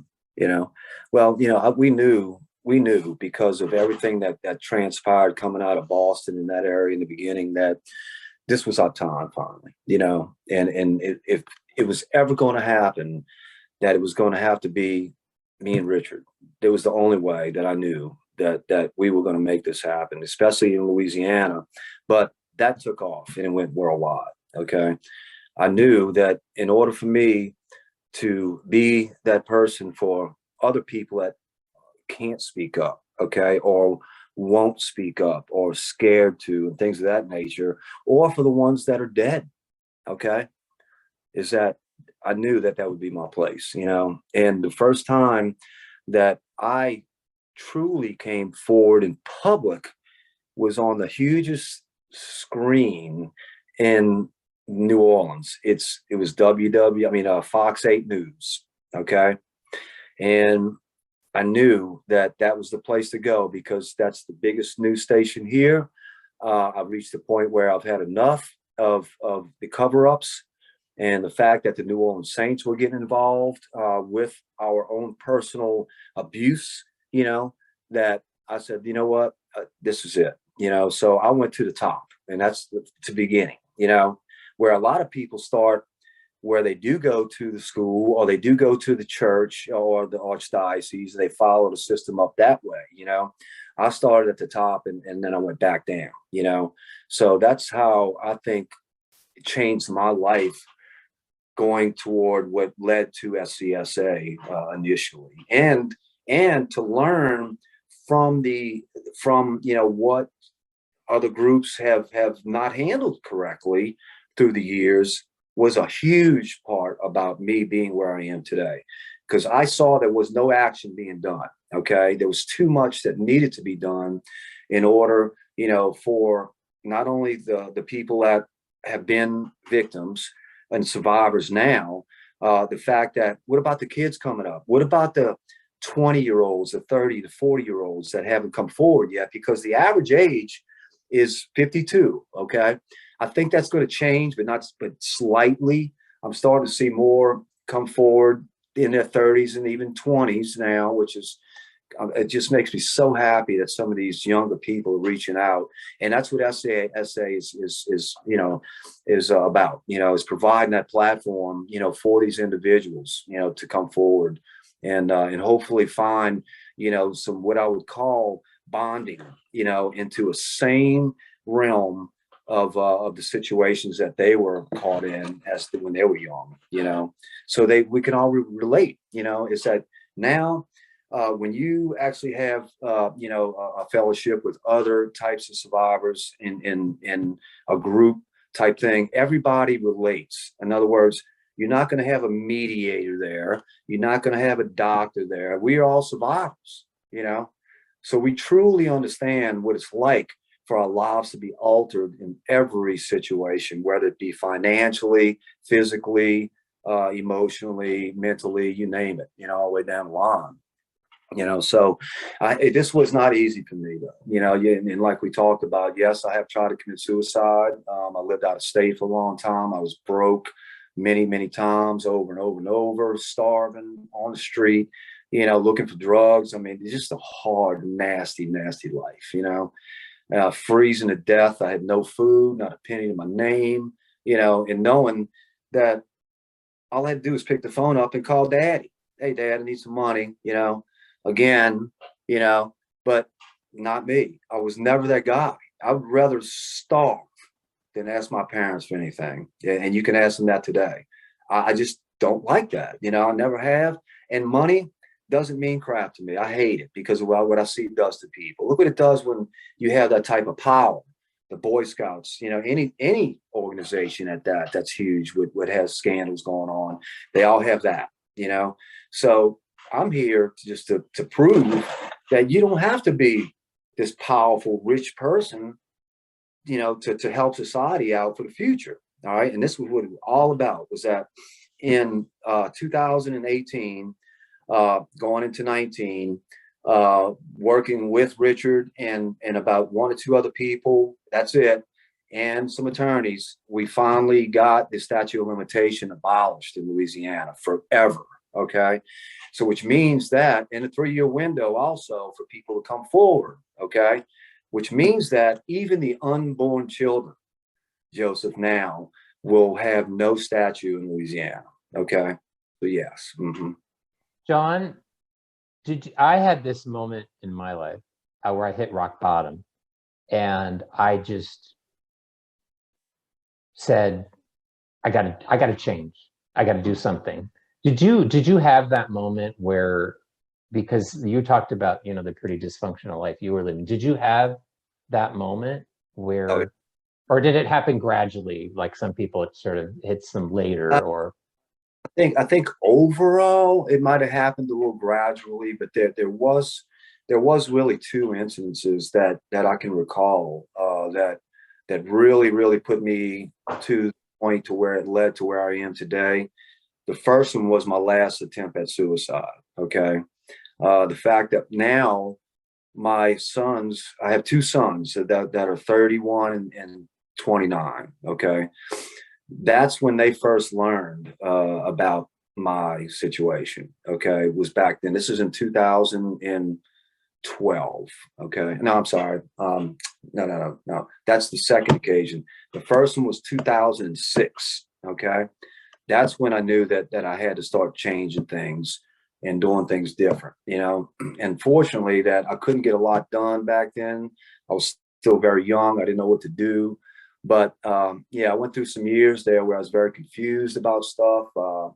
You know, the statute was well over, you know, so I didn't know, you know, how to go about it, you know. But in 2012, okay, I got a phone call from a fellow by the name of Jim Mustian, okay. And Jim is a writer, and he is a warrior and an advocate for us and stuff, and just a great person. Well, he's the one that got in touch with me, okay. And when he called me, I about threw up on the phone. He, you know, it took everything inside of me to say, or not to say, that's it. You know, I'm going after him. I'm gonna take care of it myself. You know, and I was going to kill him. You know, I swear to God, I was going to kill him. But, you know, because of the situation at the moment, I understood that there was some other victims starting to come forward from the same man, okay, that I was unaware of. All right. Well, when I found out that there was some younger kids coming forward, that's when I decided, you know, to go to Fox 8 News, you know, and start getting some stuff done, you know. And I'm gonna tell you, that was not easy for me. I couldn't speak. You know, I was so distraught about coming forward like that on a public scale that I had to go to the bathroom. I threw up at the station. I was ecstatic. They had to edit it, and it took me probably about 3 hours to do a 5-minute interview kind of thing. I was shaking. I mean, they gave me a cup of coffee, and guess what? It hit the ground because I couldn't hold it. That's how distraught I was that day. And I'm still very good friends with the station and with one particular guy now. Rob is his name, and Rob is just like ecstatic, and he's just beside himself about how far I've came since that time, to where I am today. So now he calls me, and instead of me going to them, about things, about knowing about what to do and this and that, because they, as a public figure, and you deal with all of this, you got the overall perspective of the archdiocese, the victims, the media, all of it. Okay. And the survivors and all in one, which is a reporter. Well, it turns out that this was the absolute best and perfect reporter that I could have went to at the time. Okay. And we still talk today, and he comes to me for questions now, you see, where I was going to them before for help, you see. So that changed my life right there. And they know that, that it allowed me the opportunity to cross over from being almost a survivor to a warrior, and a leader in this field, So I had to do it, I had to do it not just for myself. And in fact, I tell people all the time, Joseph, is that whenever they see me on a news interview or any interview at that, a radio show or anywhere, I tell people all the time that this is never, and it's never been about me. It's not about me. What happened to me a long time ago. And yes, it was devastating, but it's about the survivors now. Okay. It's about the survivors coming forward, about the survivors now to make sure that they get the credit, and they deserve the credit for where we are today, as far as, trying to become healed, or, getting the truth out of situations and fighting cases and rapists. And this is what I specialize in now. I love the support end of it. And my support is a little different than a lot of people's support. Okay. In my opinion, is that, yes, I can help people out along the way and offer advice and, be there for them when they want to call. But I find my biggest aspect is to go after justice for these victims. Okay. And that's me, and Richard is too. I'm a hands-on guy. Richard is more of a technical guy, where I go physically and I get in their face kind of thing. There's one shot, if you look at it on our website, which is www.scsaorg.org. I'm there with a rapist 5 feet from me, and I'm telling him to stay off of the property where his victim lives, which happened to be right next door to his house. She had no idea. He owned that house, got out of prison early. And then she saw him one day. She could not believe her eyes. Yeah. So, by this time, I got involved with the police department and his situation, knowing that he wasn't supposed to be there at all because he was within his social, restriction area for being within 1,000 feet of a child care, daycare, whatever, school. And so I'm there. And there's a picture of me standing there telling him, not only that, I went and supported these people in a court of law, okay, where the judge told me that I would not be able to represent her because I'm not a lawyer. Oh, yeah. I said, well, I understand. I said, well, I'm not going to represent her. I said, but I can be a witness. Yeah. She said, sure can. I said, all right. So I sat there, and he wouldn't ask for anything from me, And right at the end, I said, Your Honor, I want to say one thing. I said, he's got 2 more pending allegations against him right now that y'all don't even know about. It was just discovered today. I said, how can you hand down a verdict on anybody when there's ongoing investigation and allegations that are credible? And, and that's how that was kind of left. He was asking to stay in the freaking house, I mean, no, you can't. It's against the law, nope. And I was right there, and he said no. The judge said no. The story is in the website about all of it. And now that particular person who, her name is Alice, she's a wonderful person, I love the whole family. And now she is becoming a very strong survivor and warrior for us on the women's side. So yes, we do have a men's and a women's support divisions. We have meetings every week, which is much better than almost every other association I've been involved with. Either it's been bi-weekly or it's been monthly. We have one every week usually, okay, unless something's happened to somebody, which I have noticed that is the key to helping people out during their hard times. What happens if we do have a meeting once a month and somebody has to miss? Right. That's almost 4 months, 2 months, who knows? That's way too long. You don't know what could happen in that time, especially when they need us the most. Yeah. And that's the thing about this is too, Joseph, you don't realize a lot of people say, hey, yes, I go to a meeting and I'll go to support and this and that. They don't realize is that when you all, and I say you all speaking for victims and survivors, when they come forward, okay, and they talk about their stories with us, that's our key to getting stronger every day, okay, is by, these survivors coming forward and actually sharing the stories within, our realm of fellow survivors. Yeah.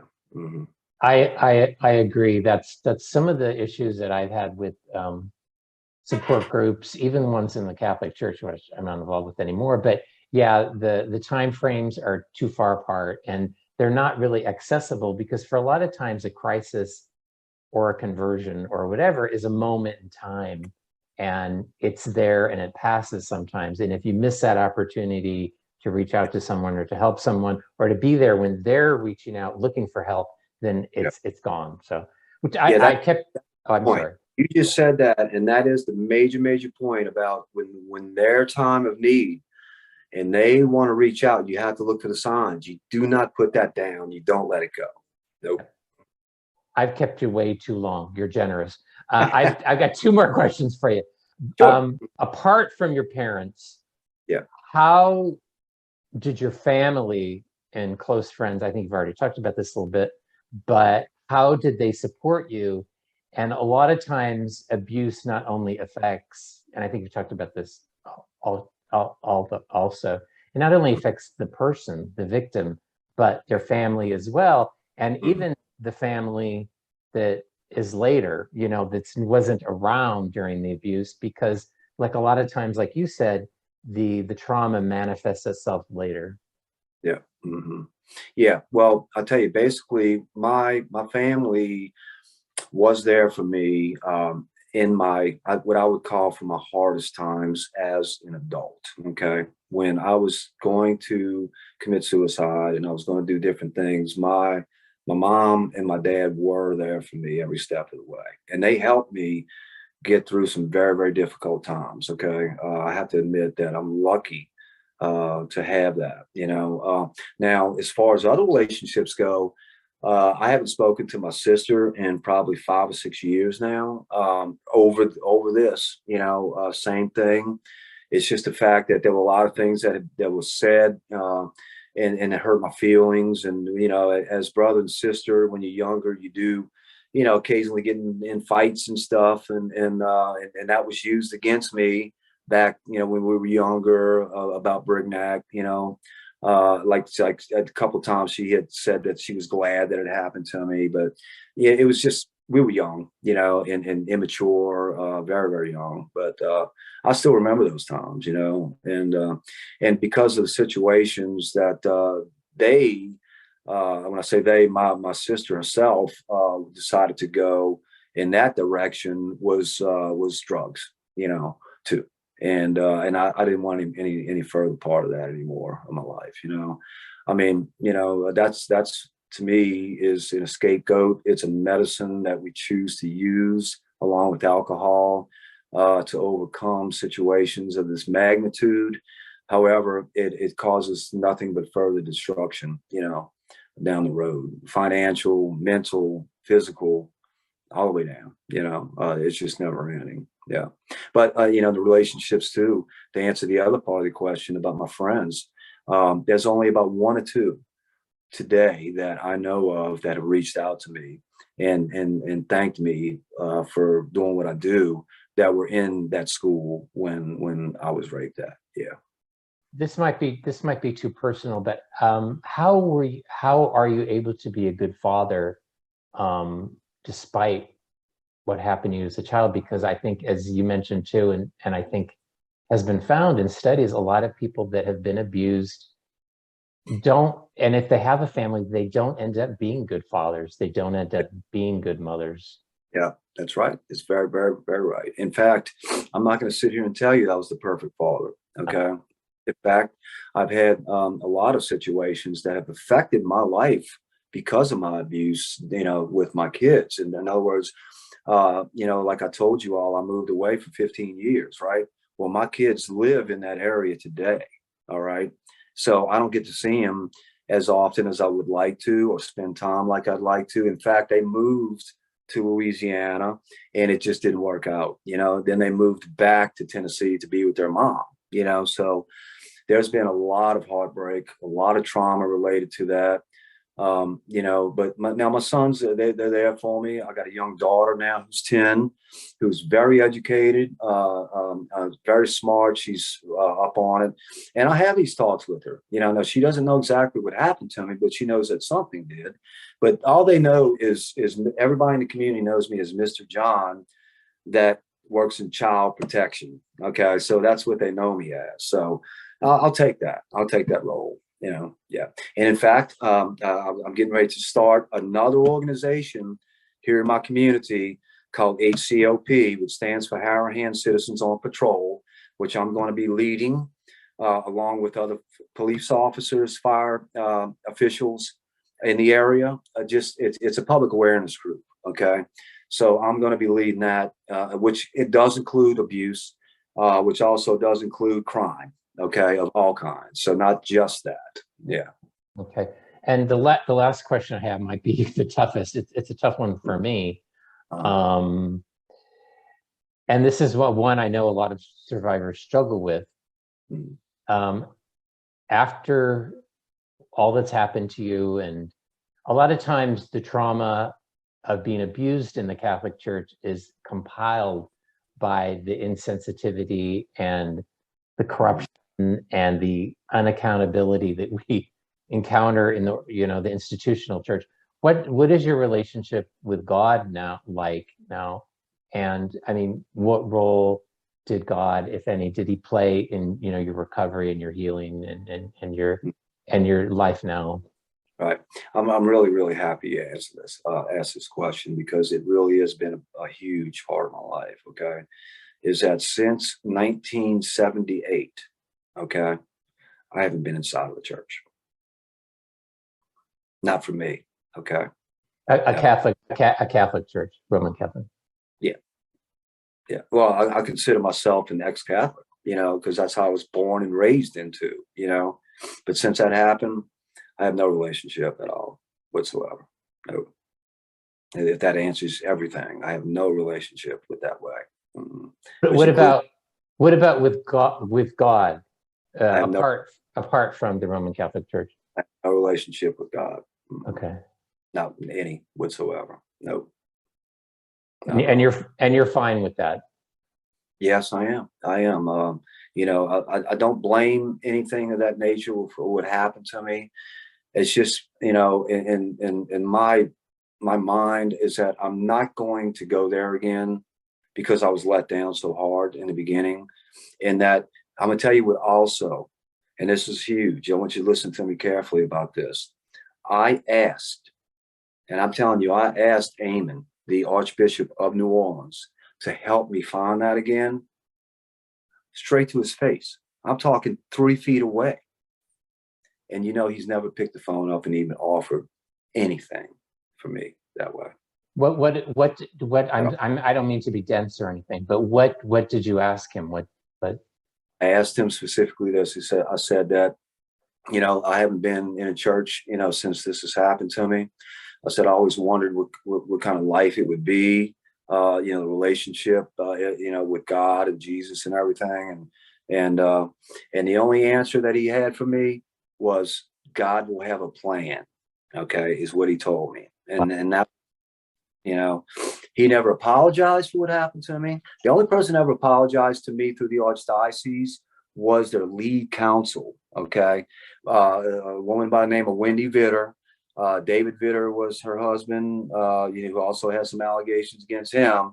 So yeah, it's pretty deep all the way around the table. See, it never ends. But she's the only one that really ever apologized for what happened, and she admitted directly to me, the parents, and the other archdiocese counselors that Brignett should have been convicted on my trial. Yeah. Mm-hmm. Yeah. That what you said is very powerful, because I've sat down with prelates, and I think they know how devastated I have been,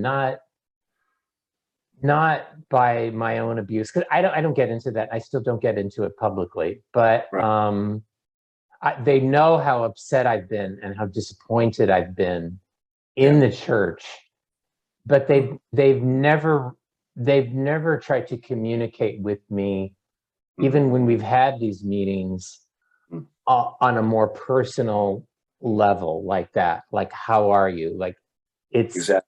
it's very poker faced. Yeah. It's very, I don't want to say professional, but yeah, it's legalistic, and it's it's very sad. And Thank you for saying that. It is exactly that same word. It is sad.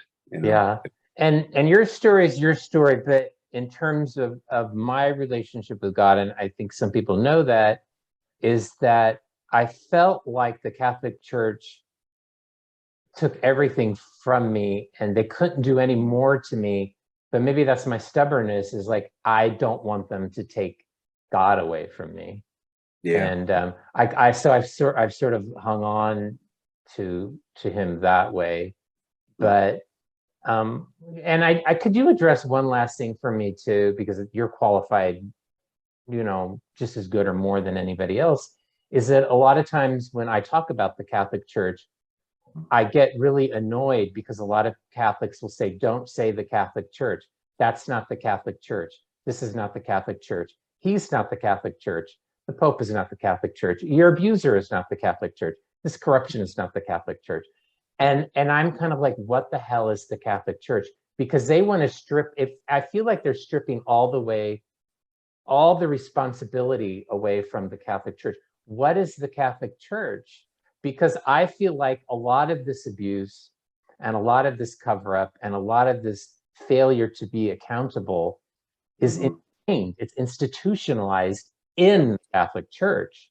So I'm not going to parse it out and say, this guy did this guy did that. How do you address it? So Right. And the thing about that is too, I'll tell you what's another situation, bringing that up, which I think is God, it's just so important, about how the Catholic Church has managed through all of this time to maintain their will to fight against everything that's been happening to them. So in other words, they're going to spend twice as much more money as it would be fighting these cases than they would be, to go ahead and let the system take its own course.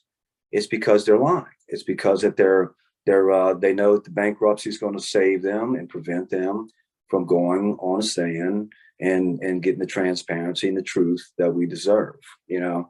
So that's been the biggest thing for me, as far as like being the vice president of this organization and the advocate that I am, is that's what I want most of all. I want the truth. I want every bit of the truth, and I know I'll never see it unless they get put on the stand. That's the only way that I'll ever see it. So yeah, I'm going to continue to to fight that. And I think part of I think a big part of the problem is enablers, and I wish that although I'm not a Roman Catholic anymore, I know a lot of Roman Catholics and I respect them and admire them for different reasons. But I think things will change when Roman Catholics themselves stop pretending, stop enabling, and demand justice and demand accountability. Oh yeah, exactly. I'm with you on that 100%. And now here's the only change, and I will say this to the public: the only change I've ever seen now in the archdiocese is now they have to go to the law. Okay, Yeah. because making them go to the law about cases, about reports, and this and that. So that has changed here. In fact, that's why I told you that I contacted the Archbishop here, was because of these cases that were still being held and self-policing inside the school. Well, yes, I found out about it. Well, guess what? I went to them. Then they did the right thing, but it took that much for me to get involved, for them not to do it themselves, And here's another thing I want to tell everyone about too, that this is what kind of person I am, okay, is that, I don't hold true life grudges, I think, against any of what happened, to me, is that it's more about the future now and about kids. However, I do want everyone to know that out the goodness of my heart, okay, I actually called the Archbishop of New Orleans about 2 to 3 months ago, okay, somewhere around there, and warned him out the goodness of my heart that his life could be in danger, okay, through an individual that I know. So I called him and I let him know about that, okay. I didn't have to do that. I didn't have to pick the phone up and say, Greg, you know what? There's somebody out here right now said he wants to kill you, I'll just tell you straight up. And here, this is his name. He knows him. He knows him. Okay. That was the charitable thing to do. Well, I even back then, as much hatred, Joseph, as I had in for what happened to me, but I don't blame any particular person, so to speak, except for George Brignac and maybe a couple other people along the way that helped cover this up. Is the fact that now I don't want any more secrets out there, and this is the biggest thing about them. They continue about their archives and the records and the emails, and now, so they continue to fight us every step of the way. However, I did go out of my way to let him know that I think his life might have been in jeopardy back then. And, and I want everybody to know that I did that, because I think I was doing the right thing, even though that he is not in our particular interest as being a partner, so to speak, with anything. That I think it's only right that he has the right to know about it, because I don't want to have that on me, saying I knew something about something I didn't tell, and this is what transparency is all about, in my opinion. So yeah, I real quick, because I've kept you too long. I lied. I just want to make one last have one last question, make one last statement, because I think a lot of people are still holding on to this belief that the worst of the Roman Catholic abuse scandal is in the past. One thing, and I forgot about it, one thing about your abuser's past history that stuck out to me was that he graduated from a Christian Brothers school, and then he entered the Christian Brothers. I want to say something about what is perhaps in the future of the Catholic Church is that, and I think this is a dam, I hope it breaks, but seminarians are coming forward about abuse in seminaries. Yeah. One of them went right to the top, which was the NAC, the North American College in Rome. There was a seminary, a Breakthrough Seminary, came forward with the most sadistically disgusting reports. It was of stuff going on there, and how many priests stay silent and see that stuff. And I've talked to priests that know about abuses going on, and these are good men. They're not. I don't consider them enablers or evil men, but they are. I don't want to say they've been brainwashed, but they're so scared to come forward because they know that if they do, they will have an accusation against them, or the bishop will just laicize them. Yeah. So Exactly. there are priests that know that stuff is going on, abuse is going on, and they're too afraid to come forward. And the Right. scary thing too is Mhm.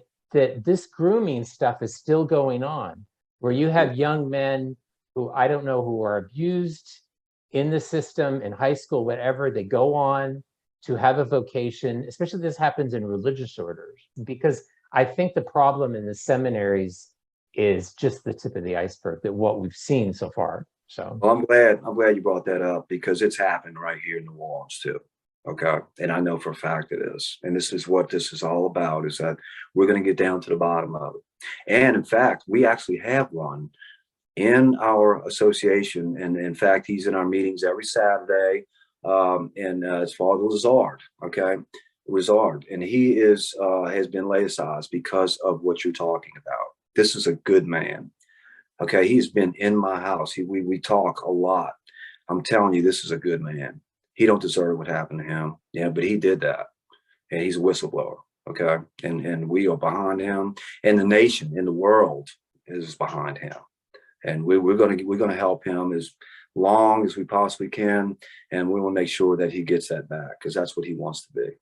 Yeah. yeah, the suffering from this abuse crisis has Mhm. so many tentacles. They, of course, they hit the victim, the abuser, but then they reach out even to priests who had Mhm. nothing to do with abuse, who are not abusers, but now Yeah. they've been entangled in it Hmm. because they see abuse going on. And I've talked to priests who are suffering mentally, psychologically, very severely because Right. they're so conflicted, because they know what's going on is horrible and insane, but Yeah.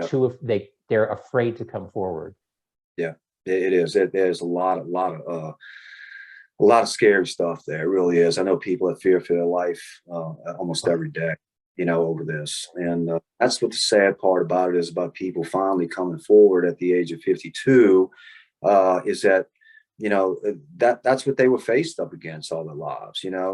Why would they want to put their whole family in jeopardy, because of like what's going on with me. My daughter goes to a Catholic school, not the same one. Okay. But I wanted that education. I wanted to become a lawyer. That was my thing. So because of what happened to me, my education was basically stripped from me. I want to see people that deserve that in their life to have what they wanted. Where mom was taken from me. But I learned from it, and I'm growing from it, and I'll continue to grow from it. But I will always, have a special place in my heart for those exact people that you're talking about, because they're doing the right thing. Yeah. Thank you so much, John. I know this was a super dark conversation. It was a little long, but I think it's so important because I think the bright light, or the silver thread, or whatever you want to call it, that's interweaved throughout this conversation is Yeah. people like you, because Mhm. you're alive, you survived, and you're able to speak about these things. Yeah. And I mean, you're also just able to share your story. But I Mhm. think people like you are the only way that anything is ever going to change, because I've always said that that and if anything has happened in the Catholic Church, or if anything has changed, it hasn't been self brought about, because like you said, the church is not able to self police itself. It's Mhm. that people came forward. Yeah. Things that's how other people have not been abused, and that's Right. how people that have been abused have been able at least to find some peace and Right. able to find some justice. It's that Yeah. people came forward. Yeah. Thank you. So happy you brought that up. And I know we're going to end this pretty soon, but I do want to reemphasize what you just said about people coming forward. And that if you feel like you're ready to come forward, you can always remain anonymous if you want. It's okay. But I do have a radio show that I do every week. Okay, and it's going to be through Blog Talk Radio. It's called Breaking the Chains, every Wednesday at 6 Central. I am doing a special edition show this Monday at 6, also through to help somebody that deals with fostering and human trafficking. Okay. So that's going to be this Monday. But this coming Wednesday, I have a show that is, you don't want to miss this show, ladies and gentlemen. If you can hear me, it is unbelievable, unbelievable. I don't want to give too much away, but it does involve art. It does involve a lot of graphic, sickening details. And just for your information, the victim is no longer with us. The mom is. So if that'll tell you some more, but I want to about that. But that'll be this Wednesday, coming Wednesday. Yeah. I will place the links in the description to this video for SCSA and for your radio show, so people can know how to contact you and how to listen to you, and encourage people to do that, because this is an organization that's helped me personally, and it's also one that I've seen that's helped other people, because you guys are survivors yourself. So that's really important. It is. It really is important. Yes. Unfortunately, a lot of programs or support groups within the Catholic Church are oftentimes run by religious, and not that they aren't good people and helping people, but that have the best of intentions. But sometimes you need somebody that's been there to know where you've been, and somebody that's come out the other side, that knows there's hope, and it's survivable. It's difficult. It's a difficult road, but like you, John, you're standing and you're speaking. I'm sorry, you're standing there and you're speaking. So just your life itself is, without you even doing anything, as an example to others. Sorry. Yeah, but that's why I'm here. To help somebody along the way. I know it's not an easy process at all. In fact, it's very difficult. However, I do want to emphasize that that's why I'm here. That's why SCSA is here. In fact, we do have men's and women's divisions. I do work with both. Okay. So I want everybody to know that I am heavily involved with both ends of it. Okay. So I don't want to be one of these people where it's all talk, where we offer things, but we don't do anything. I never could stand that. So that's what SCSA is about, and what I'm about.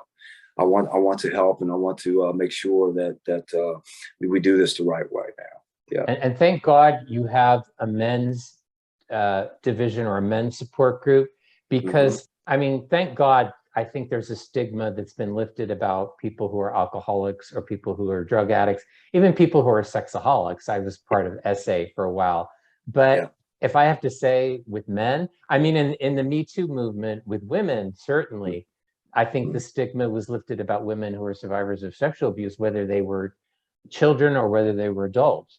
But people can argue with me, but I think there is still a large stigma connected with boys and men who have been sexually abused, because they feel that men cannot be sexually abused. Because I know just adult survivors that have come forward in the media accusing famous people, and they're treated differently than the women are. So it's important. It's important.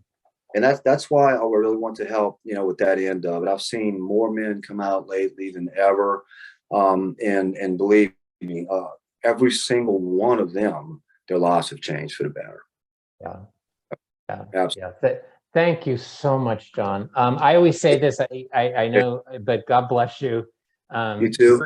You're in my prayers, and I thank God for you, and I thank God for you and your example, because I wonder why the hell I do what I do sometimes, but I know I've helped one person, because I mean, they've reached out to me, and that makes it worth it. And you've helped me, so I know you know of other people, but that's a big thing, because not everybody can say that. Not everybody can say that I've reached out to somebody across the country that I don't even know, and I helped them.